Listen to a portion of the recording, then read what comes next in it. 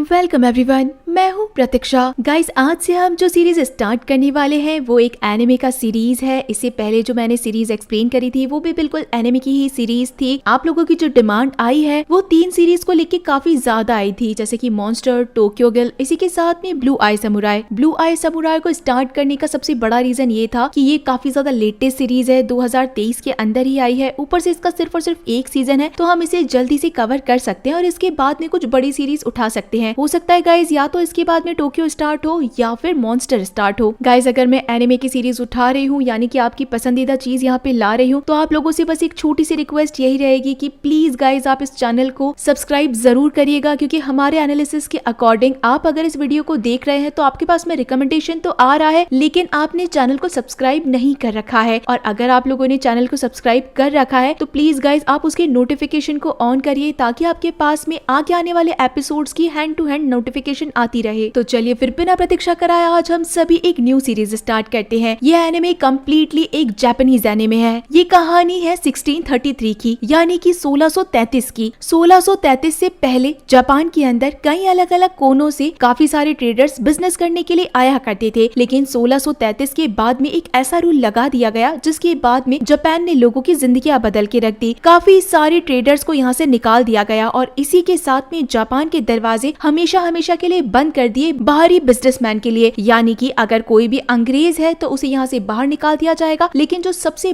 बड़ी प्रॉब्लम जिनके लिए खड़ी हुई थी वो उनके लिए हुई थी जिन्होंने यहाँ पे बच्चे पैदा कर दिए थे, यानी कि बाहर के अंग्रेज और जापान के लोकल लोग, इनसे हुए बच्चों को कोई भी यहाँ पे प्योर नहीं माना करता था। सभी उन्हें नाजायज माना करते थे, गंदा खून माना करते थे। 1633 के बाद में किसी ने भी यहाँ पे व्हाइट फेस यानी कि किसी अंग्रेज को नहीं देखा था। साथ ही में ऐसा भी कोई इंसान नहीं जो कि जापानीज नहीं था। सीरीज स्टार्ट करने से पहले गाइज मैं एक डिस्क्लेमर देना चाहती हूँ कि ये सीरीज ए रेटेड है, इसी के साथ में 18+ है। तो अगर आपकी एज इसे देखने की नहीं है तो मेरा रिकमेंडेशन यही रहेगा, आप शायद इसे इग्नोर भी कर सकते हैं। खैर, जिसके बाद में बताया जाता है कि ये पूरी की पूरी कहानी एक तलवारबाज पे है, उसकी रिवेंज पे है, उसकी तलवार पे है। साथ ही में उसके साथ के अंदर लाइफ में जो जो बुरा हुआ, उसने जो जो स्ट्रगल किया, ये सब कुछ उसी समुराय की कहानी है। यहाँ पे हम एक समुराय को देखते हैं जिसने हेड पहन रखा था। काफी ज्यादा बर्फ पड़ रही थी। वो एक कैफे के अंदर आके बैठ जाता है। इस कैफे के अंदर जो एक शेफ था उसका नाम रिंगो था। साथ ही में उसके हाथ भी नहीं थे, लेकिन हाथ नहीं होने के बावजूद भी वो बहुत ही अच्छी नूडल्स बनाता था। वही समुराय अब यहाँ पे आके बैठ जाता है और यहाँ के सबसे फेमस डिश ऑर्डर करता है रिंगो, जिसके बाद में उसका ऑर्डर ले लेता है। जहाँ पे दिखाया जाता है कि इसी होटल के अंदर एक ट्रेडर बैठा था। हिंदी के अंदर बोला जाए तो ये एक दलाल था। किसी सिटी से 2 लड़कियों को लेकर आया था, उन्हें खूब सारा खिलाएगा पिलाएगा और किसी दूसरी सिटी में जाके बेच देगा। अब जो रिंगो था वो यहाँ पे नूडल्स ले आया था। ये समुराय नूडल को पहले देखता है और उसके बाद में जैसे ही खाता है तो उसे बहुत ज्यादा पसंद आते हैं और वो पूरी का पूरा नूडल खत्म कर जाता है। इसी के साथ में वो जो ट्रेडर था वो भी रिंगो को कहता है कि जा जाके एक और बाउल लेकर आ, और गलती से रिंगो के हाथ से वो बाउल नीचे गिर जाता है। जिसके बाद तो ये ट्रेडर हद से ज्यादा भड़क जाता है और अपने पास में रखी हुई गन को बाहर निकाल लेता है और ऑलमोस्ट रिंगो को मारने ही वाला था, लेकिन जो हमारा समुराय था वो खड़ा हो जाता है और उसके बाद में उसे ज्ञान देने लगता है कि आखिर तू है कौन जो इसको मारेगा, और जो तेरे पास में बंदूक रखी है ना वो है तो सुंदर, लेकिन आज से कई जमानों पुरानी बंदूक है, फ्रंट लोडेड है। इसी के साथ में इसके ऊपर लिखी हुई चीजें भी मुझे पता है, यानी कि इस गन के बारे में इस सामने वाले समुराय को सब कुछ पता था। तो ये ट्रेडर बोलता है कि आखिर तू है कौन और तू कर क्या लेगा। जहाँ पे समुराय बोलता है कि मुझे तुझसे काम नहीं है, ना ही मुझे तेरी गन से काम है, बल्कि ये गन जिसने बनाई है मुझे उससे काम है। तो ये ट्रेडर कहता है कि शिंडो डोजो की बात कर रहा है, तो तेरी औकात भी है शिंडो डोजो के बारे में जानने की, तू वहाँ तक कभी पहुँच भी नहीं सकता है। जहाँ पे समुराय कहता है कि वहाँ तो मैं पहुँच जाऊंगा, और वो भी बड़े आराम से। जिसके बाद में इन दोनों के बीच में हाथापाई शुरू हो जाती है। समुराय इस ट्रेडर से शिंडो डोजो का एड्रेस पूछता है। जब ये ट्रेडर नहीं बताता है तो ये समुराय उसकी 2 उंगलियां काट देता है। ऑलमोस्ट यहाँ पे काफी सारा खून खराबा हो चुका था, फिर भी ये ट्रेडर काफी ज्यादा उलझुल बातें करने लगता है और गलती से उसने समुराय की आंखें देख ली थी। हमें पता चलता है कि समुराय ने ग्लासेस लगा रखे हैं खुद की आंखों को छुपाने के लिए। पता चलता है कि उसकी आंखें ब्लू कलर की है। इसका मतलब है कि वो प्योर जापानीज नहीं है, वो एक ऐसा समुराय है जो कि अंग्रेज और जापानीज का बच्चा था। इसी के कारण ये ट्रेडर उसे गंदा खून बोलता है, कुत्ता बोलता है, और समुराय को इतना गुस्सा आता है कि वो उसकी एक और उंगली काट देता है। जिसके बाद तो इस ट्रेडर को बताना पड़ता है कि अगर तुम्हें एड्रेस चाहिए तो जाके शिंडो में पूछ लो, शिंडो में जाके तुम्हें सब कुछ पता चल जाएगा। शिंडो असल के अंदर गाइस एक इंस्टीट्यूट है जहाँ पे जापानीज को उन्हीं की तरीके के मार्शल आर्ट्स या फिर हम कह सकते हैं कि कराटे वो चीज सिखाई जाती है। रिंगो जब इतने शानदार समुराय को देखता है तो उसका फैन हो जाता है, खुद के काम को वहीं छोड़ता है, बैक पैक करता है और उसके बाद भी इस समुराय के पीछे पीछे जाने लगता है। अब गाइस यहाँ पे इस समुराय का नाम बताया गया है मीजू। मीजू आते हुए रिंगो की आर्ट पहचान लेता है और उसके बाद में उसके ऊपर तलवार रख के बोलता है कि तुम्हें मेरे साथ नहीं आना चाहिए, मुझे बहुत दूर जाना है और तुम्हारा मेरे साथ में कोई काम नहीं है। जहाँ पे रिंगो बहुत रिक्वेस्ट करता है कि देखिए मेरे हाथ नहीं है और मुझे बिल्कुल आपके जैसे ही मास्टर चाहिए। आज से पहले कभी भी उस ट्रेडर का किसी ने मुंह बंद नहीं कराया था, लेकिन मुझे बस आपसे ही सीखना है। आप प्लीज मुझे अपने साथ रख लीजिए और कुछ ज्यादा नहीं तो मैं आपका सामान उठा सकता हूँ, आपके मैं काफी ज्यादा काम आ सकता हूँ, आप प्लीज मुझे अपने साथ रखिए। लेकिन मीजू को रिंगो की कोई जरूरत नहीं थी, उसे बस अपना बदला वगैरह लेना था। आखिरी बदला क्या है ये हमें आगे पता चलेगा। इसी के कारण वो रिंगो को अपने साथ नहीं लेता है और ऊपर से एक पेड़ से भी बांध देता है कि दिखाओ आप खुद की पावर कितनी है। जिसके बाद में मीजू एक ऐसे घर के अंदर जाता है जहाँ पे वो बैठ के प्रेयर करता है, एक अगरबत्ती को जलाता है और उसके बाद में अपने मास्टर का नाम लेता है। उनके मास्टर का नाम तलवार बाबा था, हालांकि वो हिंदी में कहा गया है, इंग्लिश में उनका नाम है मास्टर ईजी। वो उनसे कहता है कि आप हमेशा से मेरे साथ रहे हैं, आगे भी मेरा साथ दीजिएगा, मैं शिंडो डोजो की तरफ निकल रहा हूँ। हेजी शिंडो असल के अंदर गाइस उस इंसान का नाम है जिसे कि मीजू ढूंढ रहा है और शिंडो डोजो वो जगह है जहाँ पर ये सारी की सारी चीजें सिखाई जाती है। इसी के साथ में सीन यहाँ पास्ट के अंदर शिफ्ट हो जाता है जहाँ पे हमें दिखाया जाता है कि छोटा सा मीजू भाग रहा था और उसके पीछे कई सारे बच्चे पड़े हुए थे। सारे बच्चे मिलके उसे बहुत ज्यादा बुली करते हैं क्योंकि उन बच्चों को पता था कि आखिर मीजू जो की है वो हम बच्चों में से नहीं है, बल्कि वो उसे बहुत ही गंदी लैंग्वेज में कहता है कि तेरी माँ तो तुझे छोड़ के चली गई थी, इसी के कारण तेरे बाप ने उसे मार दिया और तेरे बाप भी यहाँ का नहीं है। ये सारी बातें मीजू नहीं सुन पाता और उसकी आंखों पे जो मुखौटा लगा था वो भी नीचे गिर जाता है। बाकी के बच्चे भी ऑलमोस्ट मीजू को मारने ही वाले थे, बुरा भला कहने ही वाले थे। इतनी ही देर में ऊपर से आके एक एस्ट्रॉइड जमीन पे गिरता है। सारे बच्चे उसे देख के बुरी तरीके से डर जाते हैं। मीजू भी डर गया था, लेकिन कुछ देर बाद उसे आवाज आती है कि जैसे एक आदमी आता है और उस पत्थर को उठाने की कोशिश कर रहा था, निकालने की कोशिश कर रहा था। तभी मीजू भी उसी आदमी के पास चला जाता है। पता चलता है कि ये आदमी अंधा है और मीजू उसकी मदद करता है उस पत्थर को उसी के तांगे में रखने की। जिसके बाद में ये बूढ़ा आदमी अपने घर पहुंच जाता है। हमें पता चलता है कि ये बूढ़ा आदमी एक तलवार बनाने वाला है, यानी कि एक लोहार है। जो ऊपर से एस्ट्रॉइड गिरा था वो एक बहुत ही डिफरेंट मेटल का था। ये बूढ़ा आदमी जिसे हम मास्टर कहेंगे काफी ज्यादा एक्सपीरियंस आदमी थे क्योंकि इन्होंने हर तरीके के मटेरियल को हाथ लगाया था और तलवारें भी बनाई थी। तो ये कहते हैं कि ये मटेरियल मैंने आज से पहले नहीं देखा है और मैं चाहूंगा कि इससे मैं तलवार बना लूं और अब तुम यहाँ से जा सकते हो। मीजू के पास असल के अंदर कोई घर था ही नहीं, इसी के कारण वो दरवाजे को इस तरीके से बंद करता है ताकि किसी को पता ही नहीं चले कि वो घर से चला भी गया है या नहीं चला गया है। लेकिन मास्टर को अच्छी तरीके से पता था कि ये बच्चा कहीं बाहर नहीं गया है। अब अगली सुबह मास्टर उठ जाते हैं और इसी के साथ में बोलते हैं कि तो मुझे अच्छा लगेगा अगर कोई मुझे गरम गरम चाय बना के दे देगा, मुझे कोई चिमटा पकड़ा देगा और कैसा हो कि अगर कोई जोर जोर से उसके ऊपर वार करेगा। यानी कि कहीं ना कहीं उन्होंने एक्सेप्ट कर लिया था कि वो मीजू को अपने साथ इसी घर के अंदर रख लेंगे। जिसके बाद सीन वापस से प्रेजेंट के अंदर शिफ्ट हो जाता है। मीजू इस समय शिंडो डोजो की तरफ निकल चुका था, लेकिन अंदर जाने के लिए उन्हें पासेस की जरूरत थी। या तो आप अगर ट्रेवलर हैं तो आपको ट्रेवलर वाला पास लेना पड़ेगा या फिर अगर आप सिटीजन हैं तो आपको सिटीजन का पास दिखाना पड़ेगा। अब मीजू इस जगह का नहीं था, लेकिन वो यहाँ पे रिश्वत से काम चलाता है, आराम से गोल्ड के कॉइन्स देता है और अंदर की तरफ चला जाता है जहाँ अंदर भरा पूरा शहर था। 3 लड़के जो कि घोड़े पे सवार थे। मीजू उनसे पूछता है कि शिंडो डोजो का रास्ता कहाँ पे है, जहाँ पे ये तीनों लड़के भी उसका बहुत मजाक उड़ाते हैं और कहते हैं कि तुझे शिंडो डोजो जाना है, आखिर तेरी औकात क्या है वहाँ पे जाने की। आगे जाने के बाद में सीधा रास्ता लेना और हो सके तो हमारा पीछा करना, हम भी वहीं जा रहे हैं। मीजू इस समय जिस एरिया के अंदर था वो एक रेड लाइट एरिया था, तो वहाँ की लड़कियां उसे पकड़ लेती है, परेशान करने लगती है और अपने साथ चलने के लिए कहती है। और इसी वक्त मीजू को यहाँ पे रिंगो भी दिखाई देता है। उसे पता चलता है कि रिंगो उसका पीछा नहीं छोड़ेगा, इसी के कारण वो रिंगो को वहीं पे फंसा के निकल जाता है। मीजू जब यहाँ से जा रहा था तो उसे शहर की राजकुमारी दिखाई देती है। इस राजकुमारी का नाम अकेमी है। इसी के साथ में सीन यहाँ अकेमी के ऊपर ही शिफ्ट हो जाता है। अब हमें यहाँ पे अकेमी की स्टोरी दिखाई जाती है। अकेमी की एक मास्टर है या फिर हम कह सकते हैं कि वही इंसान जिन्होंने हमेशा से उसका ध्यान रखा है, उनका नाम सेकी है और वो उसे समझाते हैं कि तुम्हें अपने फादर से गुस्सा नहीं करना है बल्कि शांति से बात करनी है, सारी चीजें उन्हें ढंग से समझानी है। अकेमी अपने फादर के पास जाती है जो कि इस जगह के किंग, हम कह सकते हैं कि इस शहर के किंग थे और काफी ज्यादा अमीर और इसी के साथ में उनका काफी ज्यादा नाम भी था। उनका कहना था कि अकेमी के लिए उन्होंने एक लड़के को चुना है और उससे अकेमी को शादी करनी है, लेकिन अकेमी मना कर देती है कि मुझे ऐसे किसी भी इंसान से शादी नहीं करनी है जो कि बूढ़ा हो, खूसट हो और उसे लड़कियों की कोई परवाह भी नहीं हो। आपने जो लड़का चुना है उसकी पहले से ही इतनी सारी बीवियां हैं, वो औरतों से बहुत बुरा बर्ताव करता है। मैं तो आपकी बेटी हूँ, मैं तो कभी बाहर भी नहीं निकली, आखिर आप मेरे साथ ऐसा कैसे कर सकते हैं। हमें साफ पता चल रहा था कि यहाँ का जो किंग है उसका एक छोटा सा बेटा है जो कि इधर उधर घूम रहा है। वो अपने बेटे को कुछ भी नहीं कहता, लेकिन अपनी बेटी को एक ट्रेड समझ के बस बेचना चाहता था कि कहीं से भी उसे कोई अच्छा रिश्ता मिल जाए और वो अपनी बेटी को भेज दे। लेकिन अकेमी तब अपने फादर को अच्छे से समझाती है कि वो नादान है, उसे बिल्कुल अपने फादर के जैसा ही लड़का चाहिए क्योंकि वो अपने फादर से दूर नहीं रह सकती और अगर उसे कोई नौजवान लड़का मिलेगा जिसने काफी ज्यादा मेहनत करी हो तो वो ऐसे लड़के के साथ में जरूर रहना पसंद करेगी। ओवरऑल उसने अपने फादर को अपनी बातों में फंसा लिया था। तभी यहाँ पे किंग बताते हैं कि हाँ, आज ही सेकी ने मुझे एक रिश्ता बताया है जिसने 24 लड़ाइयाँ लड़ी है। वो एक बहुत ही अच्छा समुराय है, हालांकि वो एक बड़े परिवार से नहीं है, मछुआरे का फैमिली वाला है, लेकिन कोई बात नहीं, हम हम उसे अपने ही महल के अंदर काम दे देंगे, और रही बात तुम्हारी तो तुम भी फिर यहीं पे रह सकती हो। ये सारी की सारी असल के अंदर अकेमी की एक चाल थी, क्योंकि उसे पहले से एक लड़का पसंद था, जिसके बाद में हमें पता चलता है कि अकेमी एक लड़के से मिलने के लिए आई थी, और अकेमी की ये प्लानिंग थी कि कैसे भी करके वो खुद के फादर को इस लड़के के लिए कन्विंस कर ले। ये भी एक समुराय ही था जो कि किसी गरीब फैमिली से बिलोंग करता था। इसका नाम ताइगन था। ताइगन अकेमी के लिए सिर्फ एक कैंडी अफोर्ड कर सकता था, जबकि अकेमी टाइगन को अपने सर में लगा हुआ एक गोल्ड का क्लिप दे देती है। टाइगन बड़ा खुश था कि फाइनली उसके फादर यानी कि किंग उनकी शादी को लेकर बात मान गए हैं। सीन जिसके बाद में यहाँ मीजू के ऊपर शिफ्ट होता है। वो शिंडो डोजो पहुंच चुका था, जहाँ पे वो अंदर आने की परमिशन मांगता है, लेकिन उसे अंदर नहीं आने दिया जाता है। तब मीजू कहता है कि मुझे यहाँ के मास्टर से मिलना है और मुझे बहुत ज्यादा जरूरी काम है। मैं एक संदेश लेके आया हूँ जो कि सिर्फ और सिर्फ उन्हें ही दे सकता हूँ, लेकिन बिल्कुल मना कर दिया जाता है और कहा जाता है कि जो भी संदेश है यही दीजिए। लेकिन मीजू अपनी बात पे अड़ा रहता है। तब जाके यहाँ के दरवाजे खोल दिए जाते हैं, जहाँ पे काफी सारे स्टूडेंट्स बैठे थे और अलग अलग तरीके की प्रैक्टिस कर रहे थे। यहाँ पे वो एक मास्टर से आके मिलता है। ये मास्टर कहते हैं कि बताओ तुम्हें जो भी संदेश देना है मुझे दो, मैं ही जाके हेजी शिंडो को ये सारी चीजें बता दूंगा। आज तक उनसे कोई भी नहीं मिला है। जहाँ पे मीजू कहता है कि अगर मैं बात करूंगा तो सिर्फ और सिर्फ उनसे ही बात करूंगा, आपसे बात नहीं करूंगा। तो ये मास्टर कहते हैं कि तुम्हें सिर्फ ये बात बताने के लिए अंदर आना था, तुम्हारा काफी ज्यादा दिमाग खराब है, चले जाओ यहाँ से। हेजी शिंडो किसी से भी नहीं मिलते हैं। उसे उठा के ऑलमोस्ट बाहर फेंका ही जा रहा था कि तभी मीजू कहता है कि आपके यहाँ का रिवाज आप लोग भूल गए हैं क्या? अगर कोई भूखा आता है तो आप उसे खाना खिलाए बिना बिल्कुल नहीं भेजते हैं। मुझे भूख लगी है। इसी के कारण अब मीजू को एक कमरे के अंदर बिठा दिया जाता है, वो भी बेकार से राइस देके। जहाँ पे हमें मीजू का एक प्रीवियस सीन दिखाया जाता है कि जो उसके मास्टर है उससे मिलने के लिए एक आदमी आया था, जो कि उनसे कहता है कि मुझे एक तलवार बनवानी है, वो भी सिर्फ और सिर्फ आपसे ही। इसके बाद से मीजू की यहाँ पे ट्रेनिंग स्टार्ट हो जाती है। यानी कि मास्टर जब भी कोई तलवार बनाते थे तो मीजू को हर बार उस तलवार के बारे में काफी सारी चीजें बताते थे, कि जैसे तलवार एक समुराई की आत्मा होती है। मास्टर उसे सिखाते हैं कि आखिर तलवार के किस हिस्से को मोटा और किस हिस्से को पतला रखा जाए, उसे कितना ज्यादा पैना किया जाए और उस पर कितने ज्यादा वार किए जाए। मीजू यहीं पे रह के काफी सारी चीजें सीखा करता था। एक दिन उसने खुद ने एक छोटा सा चाकू बनाया, जहाँ पे मास्टर उसे देखकर कहते हैं कि तुमने चीज तो सही बनाई है तुम्हारे उम्र के हिसाब से, लेकिन जब तक तुम ऐसी 100 नहीं बना लेते तब तक तुम एक तलवार बनाने के लायक नहीं बन पाओगे। और जब भी कोई मास्टर एक तलवार बनाता है तो उसके ऊपर खुद का निशान जरूर लगाता है। जिसके बाद में मीजू ने खुद ने मेहनत करके पूरे 100 चाकू बनाए और उन सब के ऊपर खुद का निशान भी लगाया। मास्टर हमेशा से ही उस चमकीले मेटल को तोड़ के एक तलवार बनाना चाहते थे, लेकिन कभी भी वो उस मेटल को नहीं तोड़ पाए, और वो हमेशा से मीजू को कहते थे कि देखना मैं एक दिन इसे तलवार जरूर बना लूंगा। एक दिन मास्टर देख लेते हैं कि मीजू रात के अंदर प्रैक्टिस कर रहा है, जहाँ पे वो मीजू को कहते हैं कि तुम रात के अंदर तलवार भी चुराने लग गए। जहाँ पे मीजू कहता है कि मुझे भी तलवार सीखनी है, मुझे भी एक समुराय बनना है, मुझे एक बदला पूरा लेना है। आप नहीं जानते कि आखिर मैं कौन हूँ, क्योंकि आप देख ही नहीं पाए हैं। आप मेरे अंदर की बुराइयां कभी नहीं देख पाए, मेरी कमियां कभी नहीं देख पाए। जहाँ पे मास्टर का कहना था कि इसका क्या मतलब कि मैं तुम्हें देख नहीं पाया, मुझे इससे कोई मतलब नहीं है, तुम कैसे इंसान हो इस बात से मतलब है। अगली बार से तलवार मत चुराना और तुम रात के अंदर प्रैक्टिस भी कर सकते हो। बदला लेने के लिए तुम्हें बहुत ज्यादा स्ट्रॉन्ग बनना पड़ेगा। जहाँ पे हमें मीजू की एक पास्ट स्टोरी भी ये दिखाई जाती है कि जापान के अंदर जब ये सारे के सारे ट्रेडिंग्स बंद हो गए थे, यानी कि जापान के सारे दरवाजे बंद हो गए थे, तो 4 फिरंगी यहीं पे रह गए थे और वो काफी ज्यादा स्ट्रॉन्ग थे। मतलब कोई भी इंसान उनको हाथ भी नहीं लगा पा रहा था। उन्हीं सारे ट्रेडर्स ने जापानियों के ऊपर बहुत ज्यादा जुल्म किया था। उन्हीं में से एक आदमी मीजू की माँ को उठा के ले गया और तब जाके मीजू पैदा हुआ, लेकिन कभी भी उसने मीजू की माँ की तरफ ध्यान भी नहीं दिया। मीजू इसी चीज का बदला लेना चाहता है और उन्हीं चारों को मारना भी चाहता है। जिसके बाद में हम देखते हैं कि मास्टर के पास में जो आदमी तलवार बनाने के लिए आया था, वो आदमी अपनी तलवार टेस्ट करता है। इसी के साथ में सीन यहाँ प्रेजेंट के अंदर शिफ्ट हो जाता है, जहाँ पे मीजू जाने से पहले कहता है कि मुझे वापस से मास्टर से मिलना है। उन्हें एक बात कहनी है कि आखिर आप अपने शिंडो डोजो के अंदर जितने भी स्टूडेंट्स हैं उन्हें अच्छी तरीके से तो सिखाइए। एक भी इंसान अच्छी तरीके से नहीं लड़ता है और मुझे हेजी शिंडो के बारे में पता करना ही है, आखिर उनकी क्या लोकेशन है। जिसके बाद तो यहाँ पे जितने भी स्टूडेंट्स थे वो सारे के सारे मीजू से लड़ पड़ते हैं, लेकिन मीजू उन सब में से हद से ज्यादा स्ट्रॉन्ग था। उसके पास बस एक लकड़ी की तलवार थी, उससे भी वो कई सारे स्टूडेंट्स को मार गिराता है। इवन यहाँ पे जो मास्टर थे वो उनके मुंह से भी खून निकाल देता है। टाइगन असल के अंदर यही का ही स्टूडेंट था। टाइगन को बुलाया जाता है, जो कि मीजू के सामने आ जाता है और कहता है कि आखिर तुम कौन हो और यहाँ के लोगों को क्यों परेशान कर रहे हो। मीजू तो टाइगन को देखते ही पहचान जाता है कि आखिर वो कौन है, लेकिन टाइगन अभी तक भी नहीं पहचाना था कि मीजू कौन है। जहाँ पे टाइगन को बताया जाता है कि इसे हेजी शिंडो के बारे में पता करना है। जहाँ पे टाइगन कहता है कि अच्छा इतनी ही बात है तो आओ मुझसे आके लड़ो। जिसके बाद में मीजू और टाइगन के बीच में बहुत ही जबरदस्त फाइट स्टार्ट हो जाती है। दोनों ही बाहर आ जाते हैं। पहले तो मीजू को भी एक दो कट लग जाते हैं, जिसके बाद में मीजू अपनी असली फाइटिंग स्टार्ट करता है और कुछ ही मिनटों के अंदर टाइगन को हरा देता है। और तब जाके यहाँ पे एक शॉट के अंदर दिखाया जाता है कि असल के अंदर टाइगन वही बच्चा है जो कि बचपन के अंदर मीजू को काफी ज्यादा तंग किया करता था। जो हमने बचपन का एक सीन देखा था, ये वही बच्चा है। जहाँ पे टाइगन कहता है कि अच्छा तुम वही हो क्या। जहाँ पे मीजू कहता है कि लेकिन तुम्हें तो लड़ना अभी भी नहीं आया। मीजू ने टाइगन को इतना बुरी तरीके से हराया आया कि अब तो मास्टर खुद भी परेशान हो गए थे कि आखिर ये कौन समुराय है, आखिर ये इतने बच्चों को कैसे हरा रहा है। लेकिन अब भी जब मीजू को उसका जवाब नहीं मिलता है और ताइगन जब उसे बदजात खून कहता है तो मीजू अपनी तलवार लेता है और बहुत ही शार्प तरीके से ताइगन के सर के बाल काट देता है। असल के अंदर जापानीज के जो समुराय होते हैं उनकी सारी रेस्पेक्ट, उनकी सारी इज्जत उनके बालों के अंदर ही होती है और ताइगन के यहाँ पे बाल सारे के सारे शिंडो डोजो के स्टूडेंट्स के सामने कटे थे। इसी के चक्कर के अंदर वो बहुत ज्यादा गुस्से के अंदर आ जाता है और अब मास्टर को भी समझ में नहीं आता कि अब आखिर वो क्या करे। इसी के कारण उन्हें खुद के भाई यानी कि हेजी शिंडो के बारे में सब कुछ बताना पड़ता है कि आखिर उनके भाई कहाँ पर रहते हैं। मीजू को खुद का जवाब मिल गया था और वो यहाँ से निकल जाता है। सीन जिसके बाद में अकीमी के ऊपर शिफ्ट होता है। वो तो मन ही मन खुश हो रही थी कि उसके फादर ताइगन के लिए हाँ कर चुके हैं, लेकिन ताइगन यहाँ पे बिल्कुल हारा हुआ बैठा था। उसके सर के बाल ही कट गए थे। वो बहुत ज्यादा गुस्से के अंदर था। सीन जिसके बाद में हेजी शिंडो के ऊपर ही शिफ्ट होता है। हेजी शिंडो को आके उसका भाई यानी कि शिंडो डोजो का मास्टर बताता है कि आज एक समुराय आया था, उसने बहुत बुरी तरीके से फाइट करी, साथ ही में हमारे कई सारे स्टूडेंट्स को हरा दिया और एक स्टूडेंट को तो मारने भी वाला था। इस चक्कर के अंदर मुझे आपका पता बताना पड़ा। इतनी ही देर में यहाँ पे वो ट्रेडर भी पहुंच जाता है जिसकी उंगलियां आज सुबह सुबह मीजू ने ही काटी थी। वो कहता है कि वो इंसान नहीं है बल्कि बहुत बड़ा राक्षस है, मुझे लगता नहीं है कि हम उसे ज्यादा दिन तक छुप पाएंगे, वो यहाँ पे जरूर पहुंच जाएगा। तब यहाँ पे हेजी शिंडो बताता है कि मुझे कोई छू भी नहीं सकता है। इसी के साथ में मास्टर कहते हैं कि आपके जो 4 बड़े बड़े से योद्धा हैं आप उन्हें क्यों नहीं भेजते, ज्यादा पैसा दीजिए, उस समुराय को वो एक ही मिनट में खत्म कर देंगे। जिसके बाद में हेजी शिंडो यहाँ पे अपने 4 सबसे